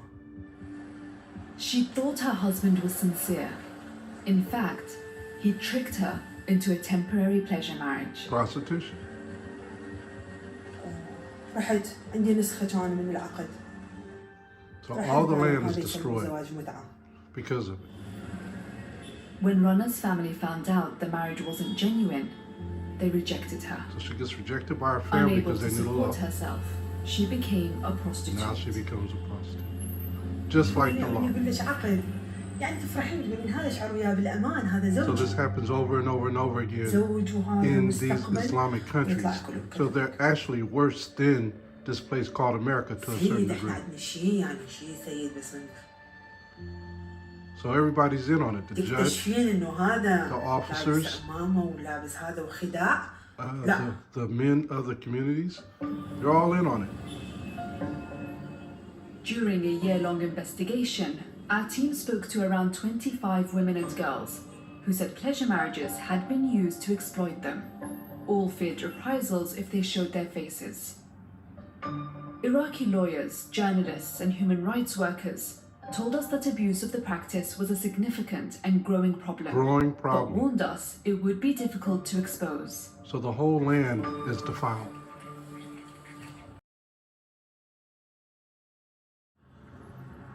Pleasure marriage or mut'ah is a Shia practice. But Sunni Islam also recognizes another type of informal marriage, which it calls misyar. Many Iraqi clerics say pleasure marriages are sanctioned by Islamic law and can even be good for couples. This is Faris al-Musawi. Tell me about mut'ah marriage. What are the rules behind mut'ah marriage? أما إذا المطلقة أول شيء من حقها أن تتزوج زواج المنقطع أو لو صح التعبير أو المتعة يسمونه. أكو مهر مقدم، يعني أكو مدة معينة. يعني مثل أعقد على زوجة على مهر قدره مثل نقول 1000 دينار يعني، وعلى مدة قدره مثل شهر واحد. The man pays for a sexual relationship. But the cleric said if the woman was poor, the man would be helping her. إذا كانت عندها أطفال وزوجها ميت يعني يكون يتقرب إلى الله بهذه الأطفال، وثانيا حصانة للزوجة على مدة. Fair use for educational purposes. دائما الزنا ما بها قانون أو أمر شرعي، يتفقوا زوجين يعطيها يمارسون الجنس، أمر شرعي ومعروف عند المجتمع، فهذا حلال، هذا حال الزواج. Yeah, but as soon as you cut her off, she becomes an adulterer when she sins with another man as a prostitute. So 15 years of war have had a devastating effect on Iraq's women. More than 1 million have been widowed and 1.5 million people are still displaced.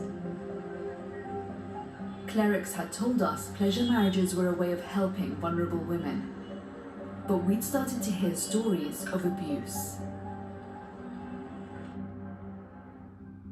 We're concealing the real names of the women. What we got to realize too is that amongst these nations, we have been scattered to every single nation. So a lot of our women who are stuck in these nations are caught up into this too. So this is why we need a savior. This is why we need to have the new covenant so we can repent. This is the law and the covenant for the Israelites that I'm speaking of. But there's also a law for the Gentiles, and they too must behave according to the rules of the earth that the Most High set. Disobedience is not one of them. Now this is a judge. I bet a lot of you didn't know what he's about to say, dealing with the Islamic or the Shia law. Our reporter pretended he'd met a girl and wanted to have sex with her. Listen to what the temporary marriages and the pleasure marriages are.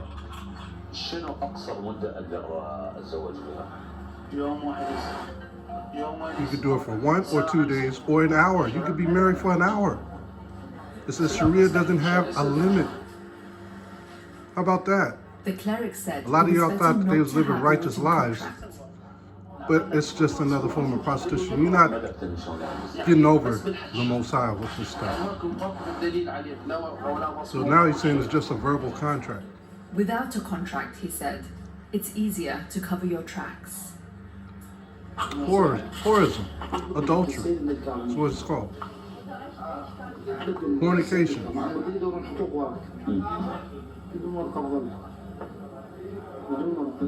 So fornication, basically.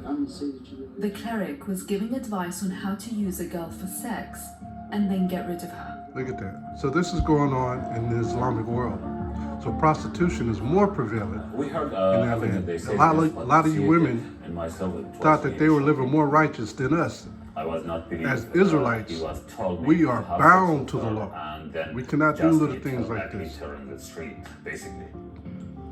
His services came at a price. We are bound to our wives. They are bound to us. Our wives are bound to their husbands here. So they're doing away with the wives, which is a crime. Seeking to understand more about muta marriage, we approached more than 20 senior Shia clerics to take part in this program. So these judges pimp out these young ladies. So they're part of the system. When he phones me and says he found one, she can't say no. So they got to do what the judges tell them to do. Rasul's now pimped by the cleric, forced to have sex this is with in the more Middle than a East. dozen men. Forced to have sex with a dozen men. But if you see them out in public, they got a religious cover. They look like they're religious. How about that? So what you thought was righteous was never righteous.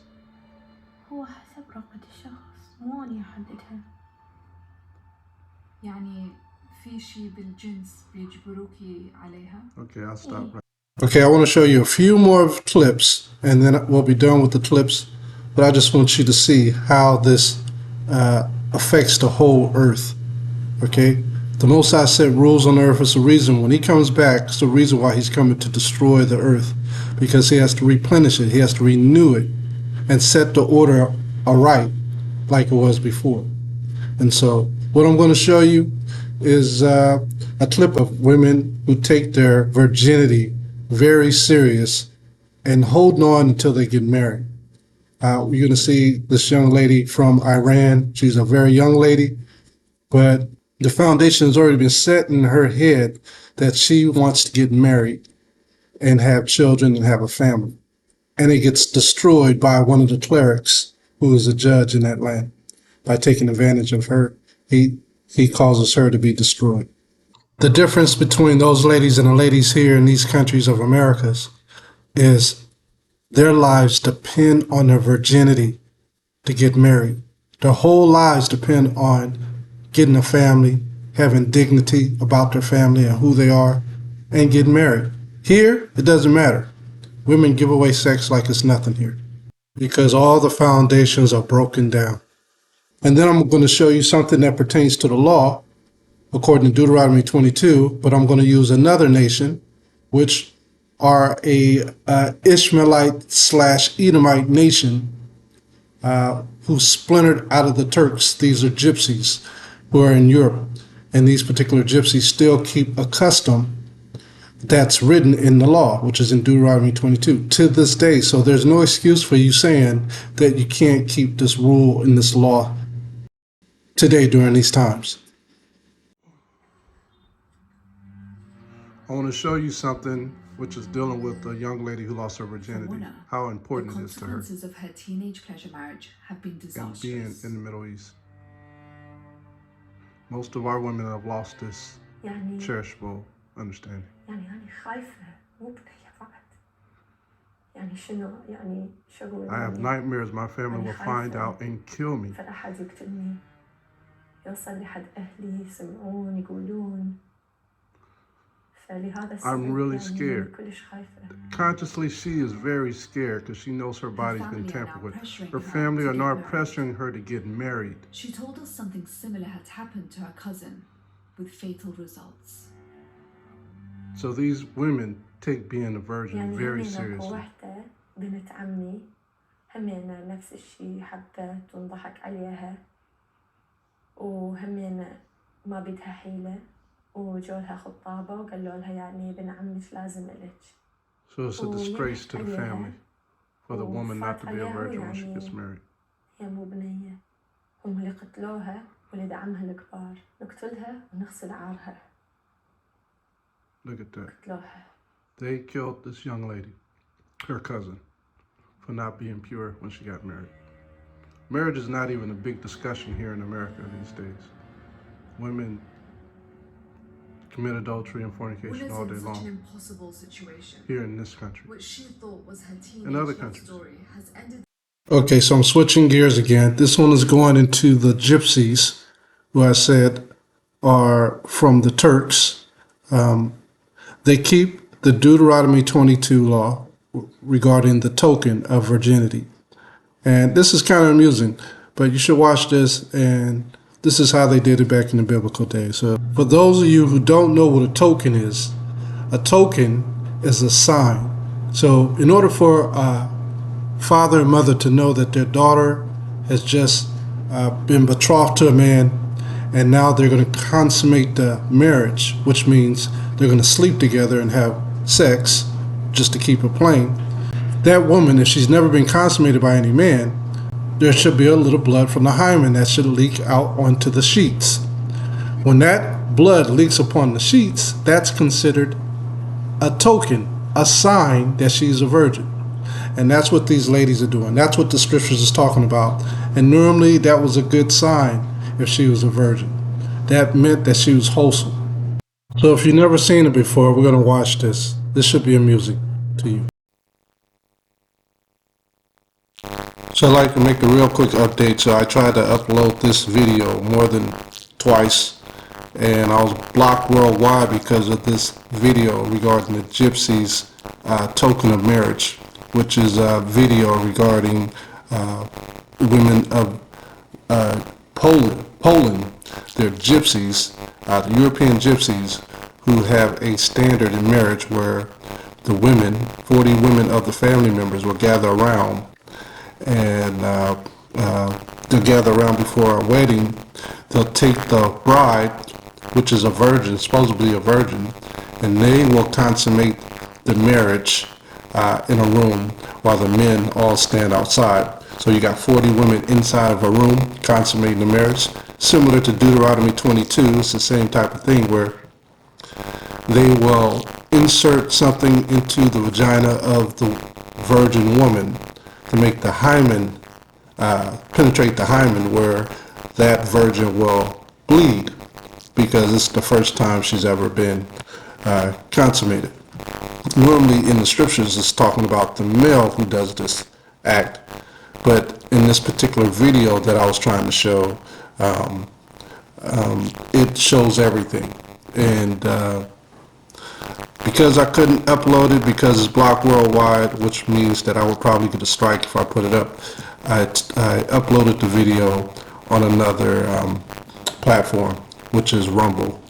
So you can look up Lions Roar 12 Tribes on Rumble. You'll see the same video. And if you go to hour and 38 minutes, you'll see the video that I'm talking about on that platform. So I'm just going to continue to proceed into this class. All right? Just so if you're looking for that video that I was speaking of, I didn't erase all the other stuff that I spoke on prior to this minute mark. All right? Or time. So last but not least, let me get to the last video clip that I want to show with prostitution, not in Venezuela, not in Colombia, not in Brazil, not in Iraq, not in Syria, but yours truly, right here in the United States of America, which is called Mystery Babylon. Now, notice how bad this prostitution, this whorism is getting in the States. There's no dignity, there's no love. A lot of these young girls are doing this not for food, they're not runaways, they still stay at home with their family. They're just doing this because they have fallen in love with prostitution, which is outright evil. This is the oldest profession in the book. When can we show the documentation of the oldest profession in the book? It's not during the days of Samson. It's not during the days of Saul. Guess what? It's in Genesis chapter 6, when the sons of men fell in love with the women who were fair of the land. That's when prostitution started. So it's been around a long time. And we have fallen so far from grace. So it's going to take a savior to redeem us. Truckers still complaining about the constant sales calls at all hours. Call 6 investigator Stephen Dean has the story you'll see only on RTV6. Truckers say it's been a daily and nightly thing. Teenagers going door to door, knocking on the doors, selling themselves truck to truck. Police spent the weekend trying to break it up, and truckers say in this lot, officers can just take their pick. Nothing surprises me anymore. I've seen everything but Bigfoot at a truck stop, you know? Indianapolis trucker David Howington visits this truck stop every day along South Harding at 465, and he says the prostitutes were getting bolder by the day. I can do this for you. I can do that for you. Oh, sure, don't you want me? You know, you got to have some. I know you're lonely. Yeah, and she's telling me a price. I'm saying, I don't want none. I want you off my truck. Other truckers told police a 14-year-old girl has been among those working this truck stop, so officers tracked her down over the weekend. They say she denied being a part of it, but her 19-year-old sister, Jody Kinslow, went to jail.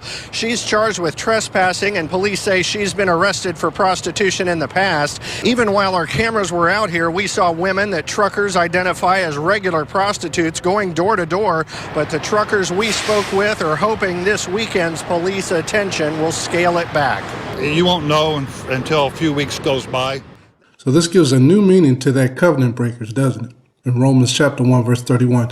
Do you know that in the NIV, it doesn't even list covenant breakers in Romans 1 and 31? Ponder on that. Let's get back to the studies. And so adultery is just that. All people have to be aware of the transgressions of the Most High's instructions. Everyone. Let's go back to Genesis chapter 6. It contaminates the whole earth. That's why you see the earth is in turmoil. Everything is in turmoil. All the foods, waters, the places where you go, everything is in turmoil. Everything. There's nothing good out here except for the things that you could grow out of the earth yourself. Genesis 6 and 5. Genesis chapter 6, verse 5. And the Most High saw the wickedness of man was great in the earth, and that every imagination of the thoughts of his heart was only evil, what? Continually. Just like today. And it repented the Most High that he had made man on earth. He was sad about this. And it grieved him at his heart. And the Most High said, I will destroy man whom I have created from the face of the earth, both man and beast and creeping thing and the fowls of the air, for it repented me that I have made them. Remember, the Most High, it took him 7,000 years to create all these things. And he was going to destroy it in one day. One day. Imagine how sorrowful he felt. He created all these things for man, and now he got to wipe everything out. Terrible. So another instruction for all mankind not to participate is, so let's go over sodomy. This is another rule and law that the Most High created, that all the nations of the earth got to follow. Genesis chapter 18, verse 20. Genesis chapter 18. We're almost done. Just trying to get through it. Genesis chapter 18, verse 20. Genesis 18 and 20. And the Most High said, because thy cry, or the cry of Sodom and Gomorrah, is great, and because their sin is very grievous, I will go down now and see whether they have done altogether according to the cry of it, which has come unto me, and if not, I will know. And the men turned their faces from thence and went towards Sodom. But Abraham stood yet before the Most High.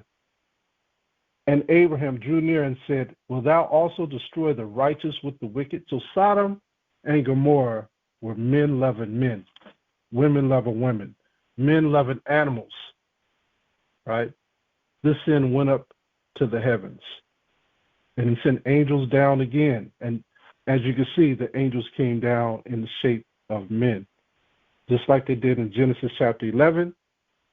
It just said, let us go down and see what they do. They came down in the UFOs, the chariots.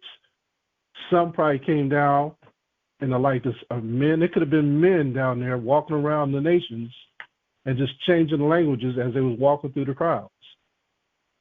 So the Most High always comes down. Remember, we look like them. So you wouldn't know if they were down here walking around. So right there, Abraham is asking the Most High to save the 50 men. Who are these 50 men? These are the 50 men that left with Lot. If you know the story, Lot was Abraham's nephew. Lot had 50 men that left Abraham and went into Sodom and Gomorrah and dwelt there. And so Abraham was praying for the 50 righteous men of his family to be saved if they didn't participate in sodomy or if they didn't participate in any of the evil of Sodom. Right? And you can participate by conversation. You can participate by selling things to the wicked to do it, right? Things that they need. There's many ways to participate and contribute to that. So when sin reached the heavens, that means that the sin has become extreme. It's an undeniable evil. And now it's in demand for divine attention or divine judgment. And that's what the Most High did here, right? Remember, so we just went over a bunch of things. We went over idolatry, which is witchcraft. We went over murder. When Cain killed Abel, he not only killed him, but he lied to the Most High, so we're dealing with lies. Any of that, when you get dealing with idolatry, witchcraft, and murder, lies come along with it. Sodomy, adultery, fornication, we dealt with all of those things. So now let's go to Revelation chapter 22. Revelation 22. And let's see what it says here. Revelation 22, verse 14. This is the last book, last chapter. I just brought this out, but I'm bringing it out again. Revelation 22, verse 14. It reads, blessed are they that do his commandments. So we know that the Israelites got to do his commandments, that they may have right to the tree of life, which is Yahawashi. They go hand in hand, and may enter in through the gates into the city. For without are dogs, heathens, and sorcerers, right, witchcraft, and whoremongers, adulterers, sodomists, and murderers, and idolaters, and whosoever loveth and maketh a lie. See that? So everything that we just spoke of, the Gentiles, got to be in order too. They have a covenant. They have simple rules to follow. And if they don't follow the simple rules, they will not participate in the outer courts outside the kingdom to Israel. So those are the Gentiles of the world. And Israel, if they follow the Gentiles. Let's go to Revelation chapter 18.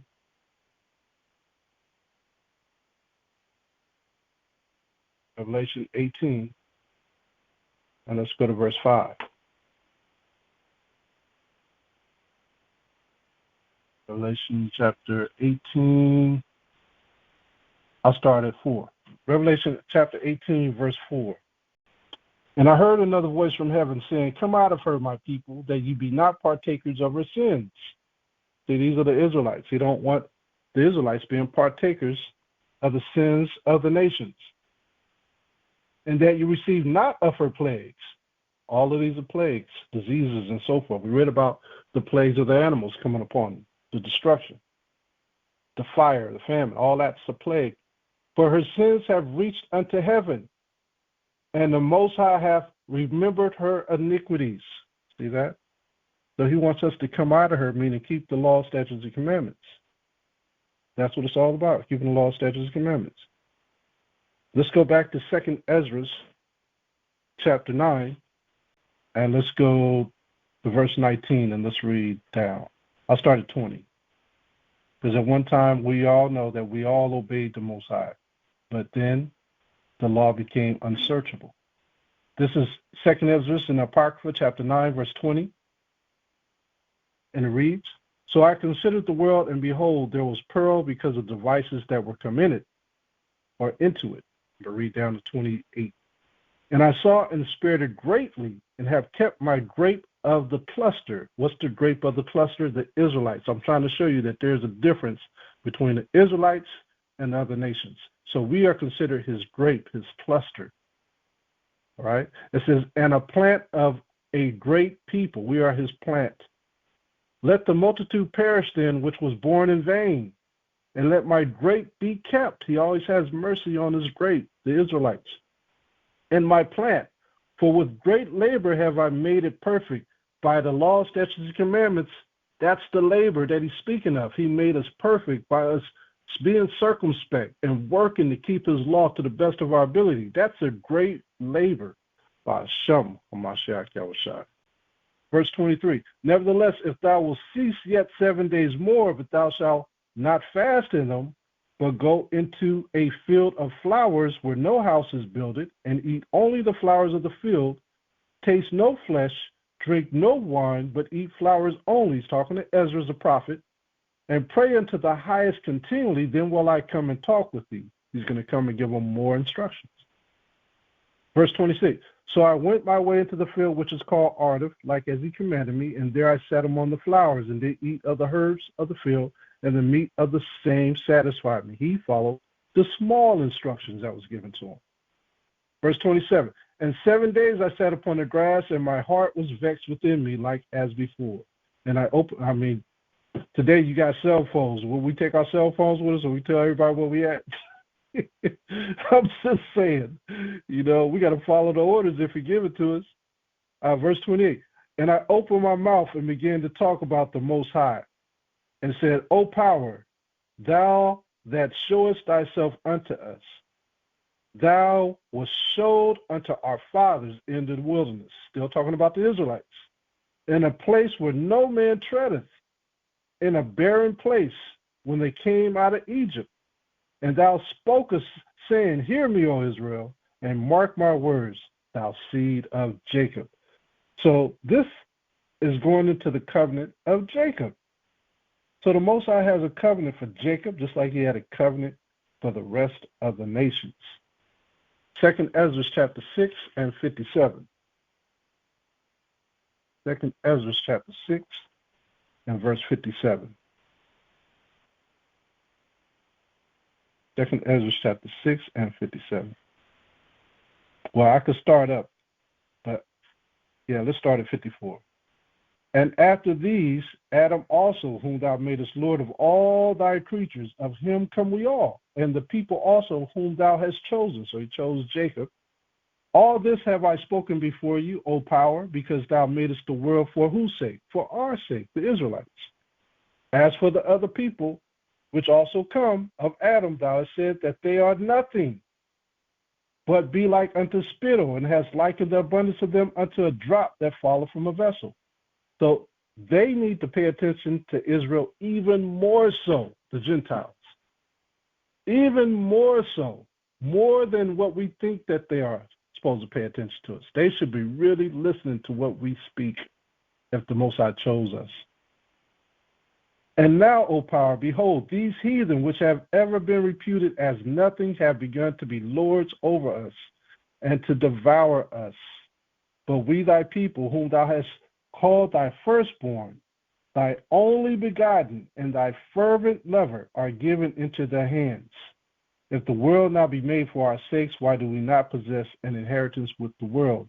How long shall this endure? Meaning, eventually we're going to get our kingdom. Eventually, it's going to happen. He's telling you that for a reason. How long is this going to go on? Let's follow in other nations. They don't know right from wrong. How long? If they're going to be nothing, if they're counted as nothing. All right? Genesis chapter 27. Jacob received the blessing of Abraham through Isaac. Right? Not Ishmael, not Esau. Genesis chapter 27. Genesis chapter 27, and let's go to 28. Yeah, 12, 15. I'll probably go another 10 minutes. Genesis chapter 27, verse 28.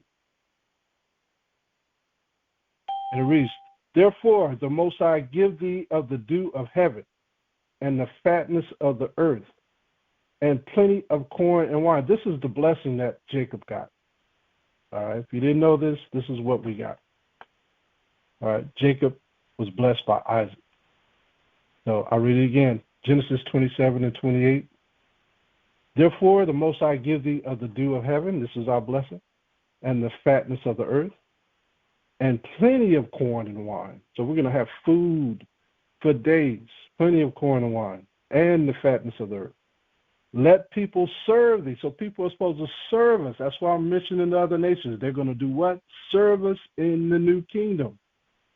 He said, let people serve thee. This hasn't happened yet. This is what Ezra is talking about. If the world be made for our sake, why don't we have an inheritance yet? How long shall we endure? So he's saying in Genesis 27 to 29, let people serve you and nations bow down to you. Be power over thy brethren, and let thy mother's son bow down to you. Cursed be everyone that curseth you, and blessed be he that blesses you. So this is going to be the new standard in the earth. Not up in the sky, but down here on earth. Meaning we're going to rule the earth again. All right? And so I'm bringing this out because people need to see that part in 29. Let people serve you. That's why I said these other nations, if they really want to be there, they got to follow the Israelites to the best of their ability. They got to do what we tell them to do. Those of us who are sincere, not the wicked Israelites, not those who are scoffing and beating people up. And you got to follow those who are sincere, that are humble. All right? Those who will treat you just like Exodus chapter 20 and verse 7 and 8. All right? All praises to the Most High. Let's go to, it's interesting reading this, the blessing that we receive. And then when you look at Esau's blessing, remember he was blessed with the sword when he came to his father. And he got that blessing out of pity. That was a pitiful blessing. He got the remnants of nothing. So this is why when he got blessed by the sword, he knew that he had a job to do in the earth. And that's why he hates us perpetually. He has a perpetual hatred for Jacob up until the last days. All right, and so we have to remember that. Let's go to Genesis chapter 17. Genesis chapter 17. We're seeing the exemplification of Esau's hatred all around the earth today. And we know that they're not ruling, that they're not the true Jews, because the whole earth is falling apart. I mean, this place is on its last leg. Nothing of Deuteronomy 28, 1 through 15 has happened. It hasn't happened, which are all the blessings. None of that stuff has happened. He's gotten everything by the sword, everything. Genesis chapter 17, verse 1. And when Abram was 90 years old and 9, the Most High appeared to Abram and said unto him, I am the Almighty, Yahweh. Walk before me and be thou what? Perfect. And I will make my covenant between me and thee and will multiply you exceedingly. So he's talking about Jacob, not all the nations.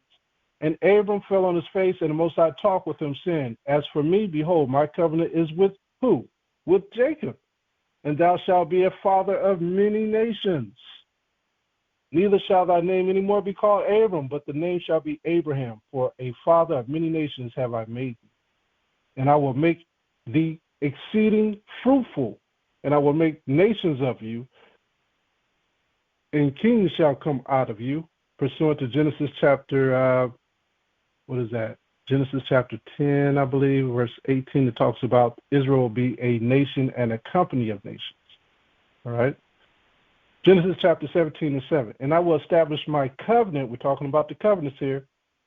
And I will establish my covenant between me and you and thy seed after thee in their generations for an everlasting covenant, to be a power unto thee, and to thy seed after thee, meaning your seed and your generations.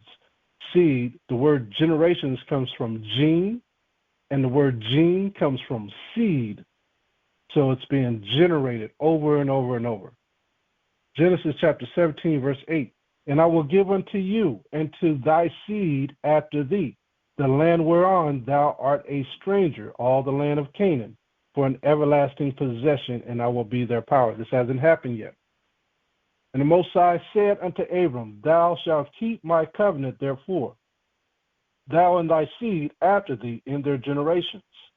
This is my covenant which ye shall keep between me and you and thy seed after thee. Every man child among you shall be what? Circumcised. So this is a big thing with the Israelites. We were supposed to be circumcised. I was reading a book by John Ogilvy. He was talking about how when the explorers came to Brazil, they knew that the Brazilians were Hebrews. But they said, how did they forget about the circumcision? This is in the 1670s. So how did they forget about the circumcision? How could they be Hebrews? Well, we lost our way. We lost our way, just like we did during the time of Acts. A lot of us lost our way. The 10 tribes were scattered in Europe and places like that, and Turkey and Istanbul, and they weren't circumcised. Genesis chapter 17, verse 11. And ye shall circumcise the flesh of your foreskin, and it shall be a token of the covenant betwixt me and you. And he that is 8 days old, this is another law. Our boys had to be circumcised on the 8th day, and this is normally when our boys were named, on the 8th day. And he that is 8 days old shall be circumcised among you, every man child in your generations, he that is born in the house or bought with money of any stranger, which is not of thy seed. Let's read the 14. He that is born in thy house and he that is bought with the money must needs be circumcised. Talking about the covenant again. And my covenant shall be in your flesh for an everlasting covenant. You know what they were doing in Africa? They had stopped circumcising themselves too in West Africa, and they started marking all the Hebrews on their foreheads. Like the Africans gashed their skin, where they were marking themselves on their foreheads with a gash instead of circumcising themselves. All right, so they forgot too in West Africa. All the Hebrews had gashes on their foreheads. Genesis 17 and 14. And the uncircumcised man child whose flesh of his foreskin is not circumcised, that soul shall be cut off from his people. He have broken my covenant. So a lot of covenants have been broken, but this all praise to the Most High. Yahawashi came to the earth, who's teaching us circumcision through the spirit and then through the flesh. All right? Oh, man, there's so much in this. I got to read 15 through 17, y'all. I got to read this. And the Most High said unto Abraham, As for Sarai, thy wife, because it's being specific, thou shalt not call her name Sarai, but Sarah shall be her name. All right, which means princess. And I will bless her and give thee a son also of her. Yea, I will bless her, and she shall be a mother of nations. Letting you know this ain't dealing with Ishmael, because it says through you all nations shall be blessed. He's not talking about Ishmael. He's talking about specifically the nation of Israel, the 12 tribes of Israel. That's why I had to read this. And she shall be a mother of nations, kings of people shall be of her. Then Abraham fell upon his face and laughed, and said in his heart, shall a child be born unto him that is 100 years old? And shall Sarah, that is 90 years old, bear? See that? So now you see where the covenant went. It went to the Israelites. And this is being very specific, this chapter, of who the covenant is with. Let's go to Jeremiah chapter 31 and 31. The water says, Jeremiah 31 and verse 31. Now, this is speaking about the Israelites and our covenant. So we already went over the covenant for the nations, but this covenant is for the Israelites. Jeremiah 31 and 31. Behold, the days come, saith the Most High, that I will make a new covenant with the house of Israel and with the house of Judah, because we both broke the covenant. Now, according to the covenant that I made with their fathers in the day that I took them by the hand to bring them out of the land of Egypt, always goes back to Egypt. That's why the blessings and the curses are still important, because we're always talking about Egypt, right? That was our first big captivity, and we came out and received the law, statutes, commandments after that, which was the covenant. It says, which my covenant they break, although I was a husband unto them, saith the Most High. But this shall be the covenant that I will make with the house of Israel. After those days, saith the Most High, I will put my law in their inward parts and write it in their hearts, and will be their power, and they shall be my people. So this is what Paul was running around doing, teaching people to have it in their heart and keeping the laws once they understood what they were supposed to do.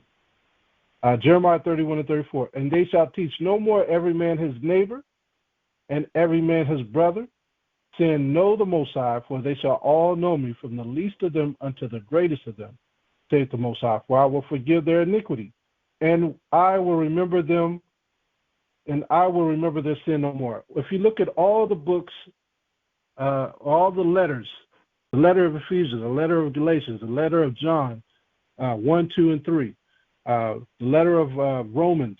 You read all those letters end with stay in your faith. Stay in your faith, meaning continue to teach the laws, continue to believe, continue to walk in the Spirit.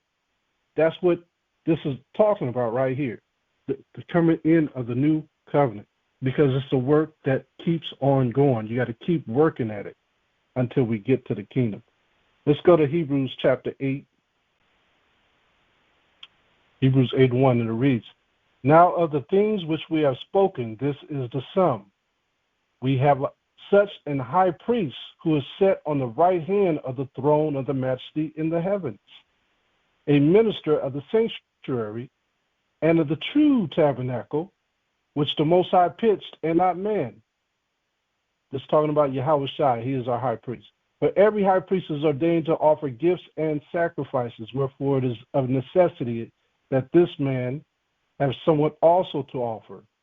See that? So Yahawashi is this man that's taking care of business. For if he were on earth, he should not be a priest, seeing that there are priests that offer gifts according to the law. Right? So according to the law, there are things that we are supposed to do. But Yahawashi, remember, he created everything in Colossians chapter 1. Remember, he created things that were invisible and invisible. When we read Genesis chapter 1, that's Yahawashi moving above the waters of the earth. He was the firstborn of all creation. All right? So now he has come back to become our high priest to save his cluster, which is the Israelites. We are his cluster. That's why in the book of Revelations he says he's going to cast out his suckle and cast up a cluster of grapes. We are his nester. We are that group of people that he loves. Hebrews, let's drop down to verse 8.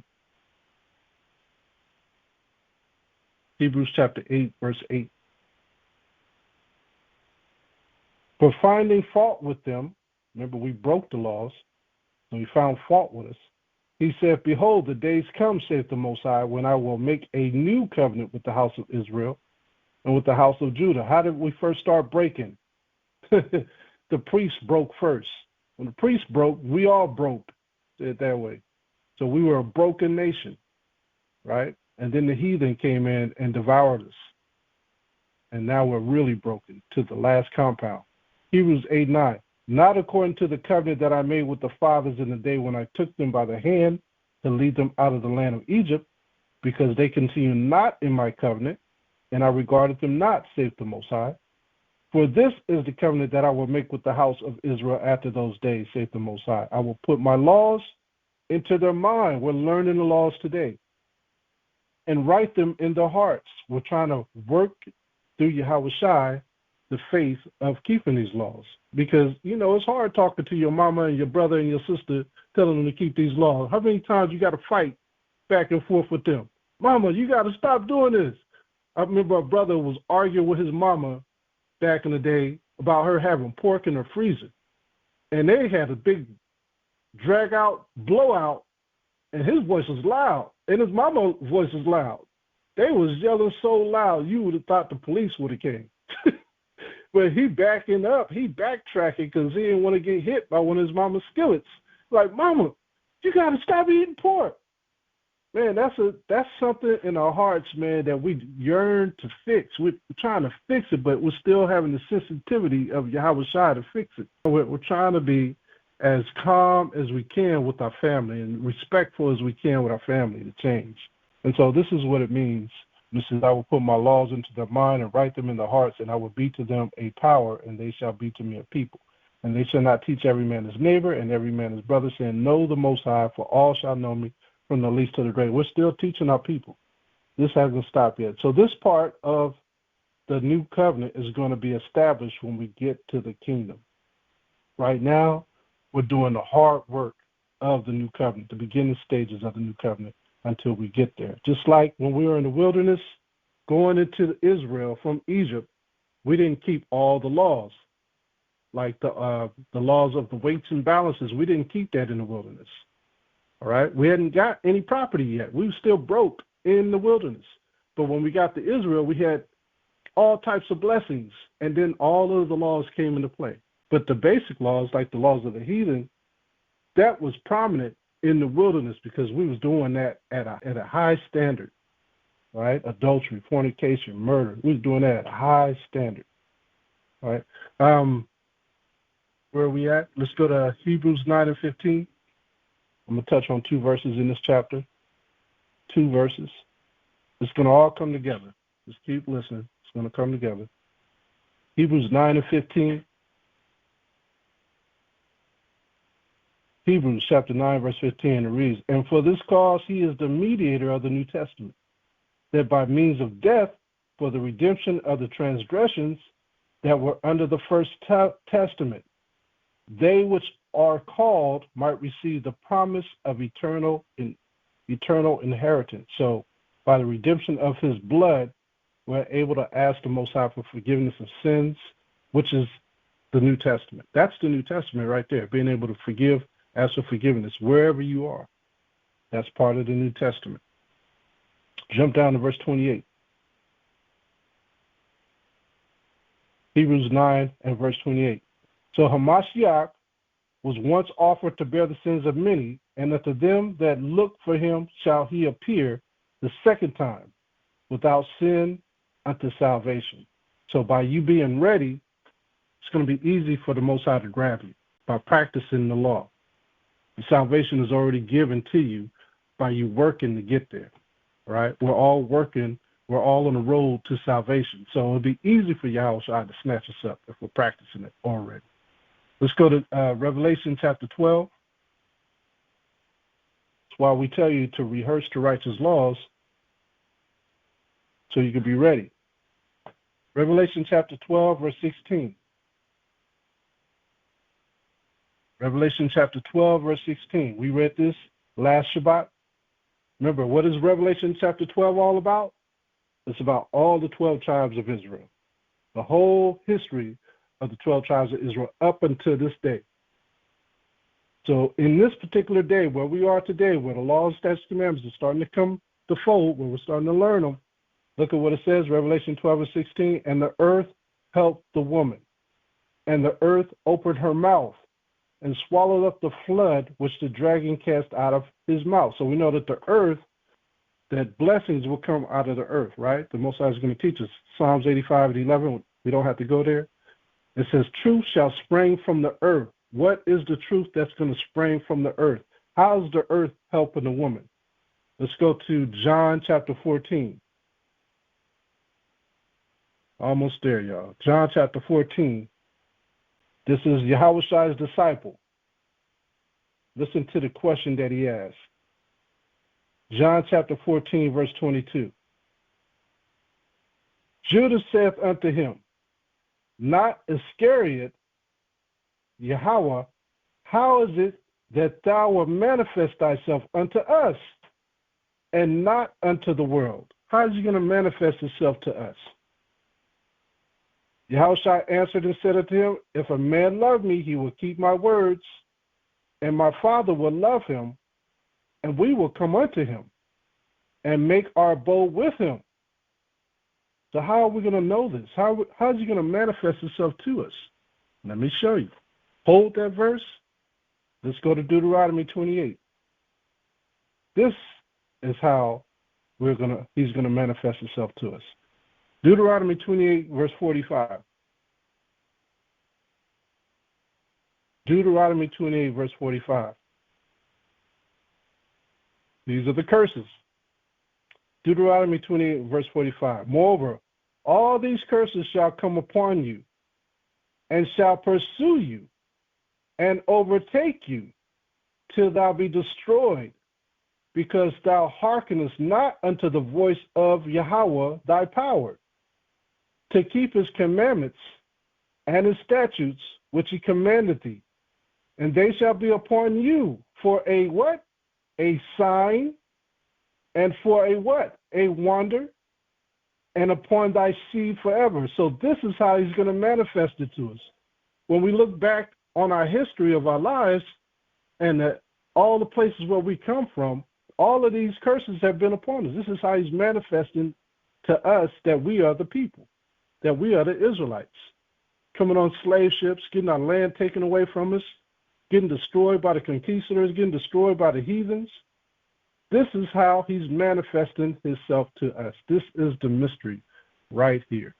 Deuteronomy 28, 45, and 46. Now let's go back to John chapter 14. So that's the sign that he's speaking of. John chapter 14, verse 22. John 14 and 22.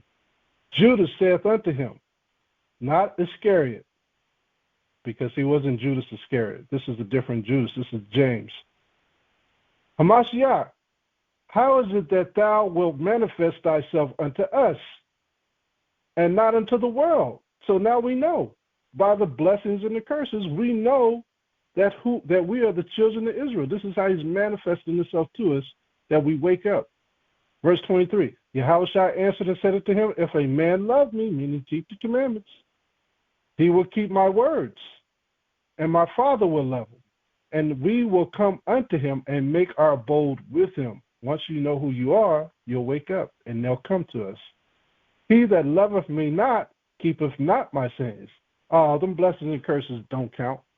That ain't talking about what you're talking about. Man, I could prove it. Look at my family history. Look at where we come from. We come from slavery, you know.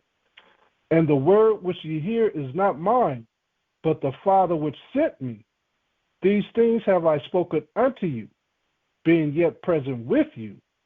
But the Comforter, this is the earth helped the woman, but the Comforter, which is the Holy Spirit is the one who's going to help us, whom the Father will send in my name, he shall teach you all things. How's he going to teach you all things?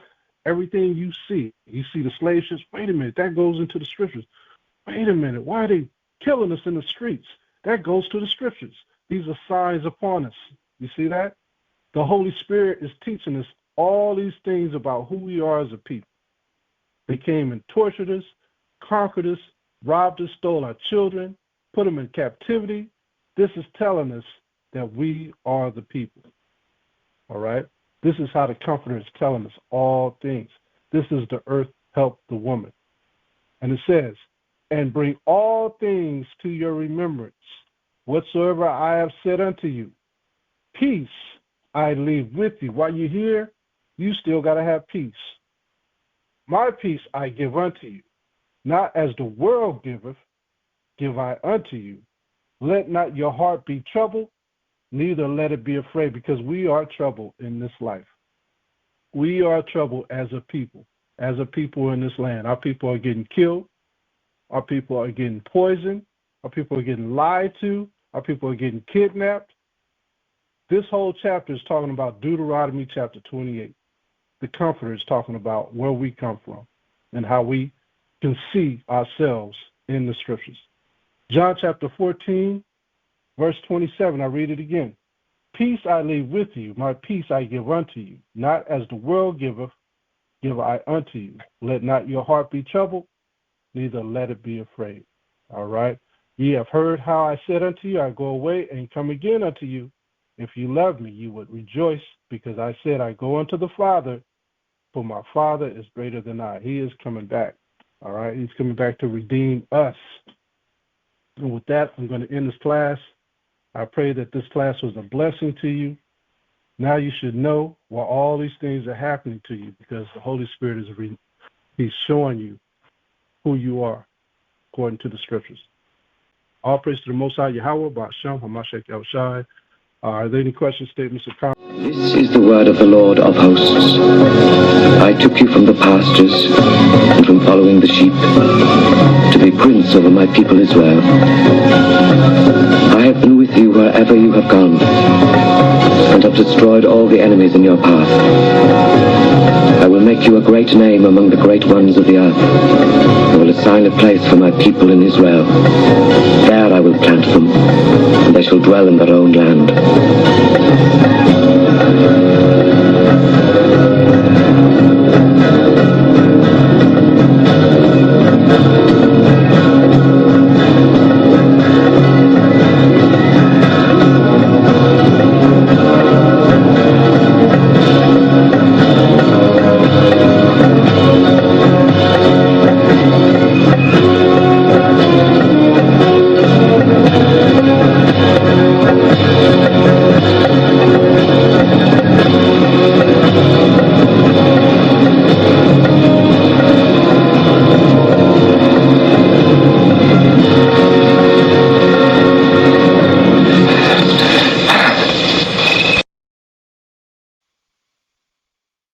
Kane, I got a couple comments as well, and I agree with the sisters who just recently spoke that it's all praise to the Most High Yahweh for allowing His Spirit to be upon you to bring this class out, and to be upon us through His Son Yahawashi, that we can get this about the covenant. So I agree with them first of all, and I had a couple comments. I got like three of them. Just do a couple first. I like the way, or just the way it came out, and I noticed there's a lot of Genesis in our notes today. A lot of Genesis, which is not shocking, because that's where a lot of the covenants, as we see, were established, and they still are rolling today. So it's in the Bereshit, in the beginning, is when it all started. And so when we see those scriptures that, like Hamashiach said a lot, as it was in the beginning. So that's what he's talking about, and is the beginning. And this is that's what Genesis means, is in a beginning, a Bereshit. So with that, I'll comment first on Genesis 9, because I learned something on this. Even though I've read Genesis many times, but this time I actually saw another covenant with the other nations, the other nations outside of Israel. And I always knew about the rainbow one, when that's like the only one I used to always say the Gentiles have, but I now have to be corrected by the scripture, and that you had brought out in Genesis 9, where it talks about the having, to replenish, the pare, I think is that word in Hebrew, that they actually had to multiply and replenish. That was the sons of Noah, as we saw.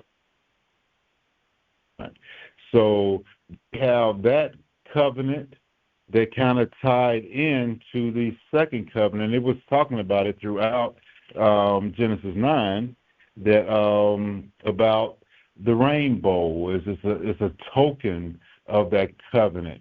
Just like for the Israelites, the token of our covenant is circumcision. That foreskin is like a token. And so it's like that is everybody's token, all the nations, regardless who they are. That is. So I saw that there were two actual covenants that the Gentiles actually had. And there was another point I was going to go on that, going to Genesis. I'll pause and come back. I gather my thoughts for it, because I got another point that has to do with Genesis 27 that you brought out. But I'll pause for a second, because I want to figure out what I was going to say in addition to that. So I'll let someone else go. I want to say, Shamar, one, that was a very good lesson today. All praises to the Most High. But like the brother brought out, that you brought out in Genesis 9, another proof of the unseen Elohim, and everybody sees it every day. But I didn't really think about it until Genesis 9:2, when the dread of humans walks amongst everything runs away when we walk up. That's right. And that's another example, just like the rainbow, of our Elohim, that he's real. That was crazy. Read that probably 10 times. But until you brought that out today, oh man, it's a trip when you think about that. Everything's scattered. Ants, bugs, spiders, butterflies, everything gets out of the way. That is crazy. That's right. But that was just another wonderful example, just like the rainbow, that I'm sure we skip over every day, of the true essence of our God. That was wonderful. That was great. But then also about the tamales. Yeah, I learned that a long time ago. They use lard in the matzah, which is the stuff they wrap it in. But then there are some tamale places that make it with just vegetable oil. So those tamales are good to go. And also the refried beans that they use lard and refried beans in that Mexican rice. But there's some places that just use vegetable oil. So you really got to do your due diligence. And I also just found out recently that Hostess cupcakes got lard in it, and I love Hostess cupcakes. they got some hidden word in there. They got some hidden word in there that if you research that word, it is absolutely lard. I'm done. But I'm really grateful for that Genesis 2. That was that Genesis 9 verse 2. That was great. I mean, that's why we got the zoos all around. You look at the zoos, everything trapped, everything cages, because they don't want to run away. Get the hell out of there. That's right. Oh, that was wonderful. That was wonderful. God. And certain cheeses too that have pork in it. Also, you have to be careful with the cheese that we eat that has pork in it, and it's a pork. What kind of cheese?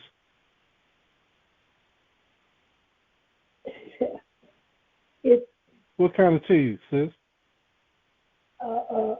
Homogenized. There's just American cheese, and there's other cheeses too. So to go on Google to find out what cheese have enzymes in it. It's the ones that have pork in it. They put pork in everything because they know they're not supposed to. So you can't trust. I would say you just might as well have an air sound, but they mess up the air too. So you just have to put over everything.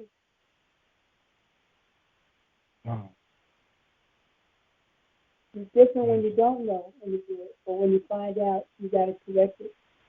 You got to report and correct it. Water, sis, appreciate that. Water, brothers, appreciate you bringing that out too. All praise. Shabbat Shalom, family. All praise to the Most High. Excellent class. Shabbat Shalom. Excellent class. All right, sis. You just touched on so many bases. Just every day, this is right here. This class should be just a suggestion as a daily bread because you touched on so many variations. So this right here, even though what you titled it, in my notes it would be the daily bread. To consistently incorporate this every single day. Because if you don't incorporate this lesson first, how are you going to keep the covenant? How are you going to go on your daily walk? So that's what I got out of it. Excellent. Water, sis. Appreciate your comment. Very, very nice to hear from you as well. Are there any other questions, statements, or comments? Yeah, I got that thought I was going to make. It's a couple of them, and this is one that was when you brought out Genesis chapter 11, when you were speaking about the languages, and this is preceding the covenant chapter 12 that followed. And again, it's amazing how that number 12 represents Israel. A lot of times in the numerical value we have. But anyway, in 11, they were talking about how they were speaking one language. And just to make an interesting note on this, I am a believer and convinced, I'll put it that way, that original language was Hebrew. I'm absolutely, and people may say, well, how can you just say that? Well, it probably because was. Hebrew was that? It probably was, more than likely, because Shem kept it. Yep, exactly. And also, that's the only language, and I invite anybody who challenges why I say that it is the original language.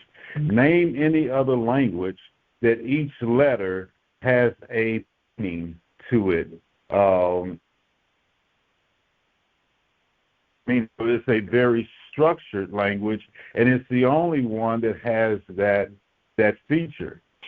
So that there, and seeing where Shem, where he was, like you mentioned Shem, that I think it went through, like after that was confused, they was all speaking one language. And all of this has to do with that misunderstood scripture in Zephaniah chapter 3, verse 9. A lot of Hebrews misunderstand that scripture, but it has a lot to do with what you brought out in Genesis 11. And when they spoke that one language, and I think all of the other nations, all of the peoples, as it said here, their language, let's say in verse 7, let us go down and there confound their language, that they may not understand one another's speech. That was the start of all the other language groups, but it was still maintained through Shem. And we see in after it says it in verse 9 about Babel and the confounded language and scattered them, notice what verse 10 says. It opens up, and here are the generations of Shem. And it goes, and it's about apartheid, and it goes to Eber and so forth, all the way down to guess who's getting the covenant. In verse 29, Abraham. And then it opens. So I think that all the other nations don't have that language, and I'm convinced beyond any shadow of doubt that is a set apart language for the Hebrews, the ones that descended from Shem, Arphaxad, Eber, Abraham, Isaac, Jacob, and now the 12 tribes of Israel. Just that only is actual the Hebrews. So, and even though the other Shemites, they had different language, like Aramaic with Aram, that was Assyria, and so forth. So all Shemitic people did not maintain that Hebrew, only that line of what was there. So I thought that was interesting when you brought that out. So I'll yield now, and let someone else come in before I make my last comment.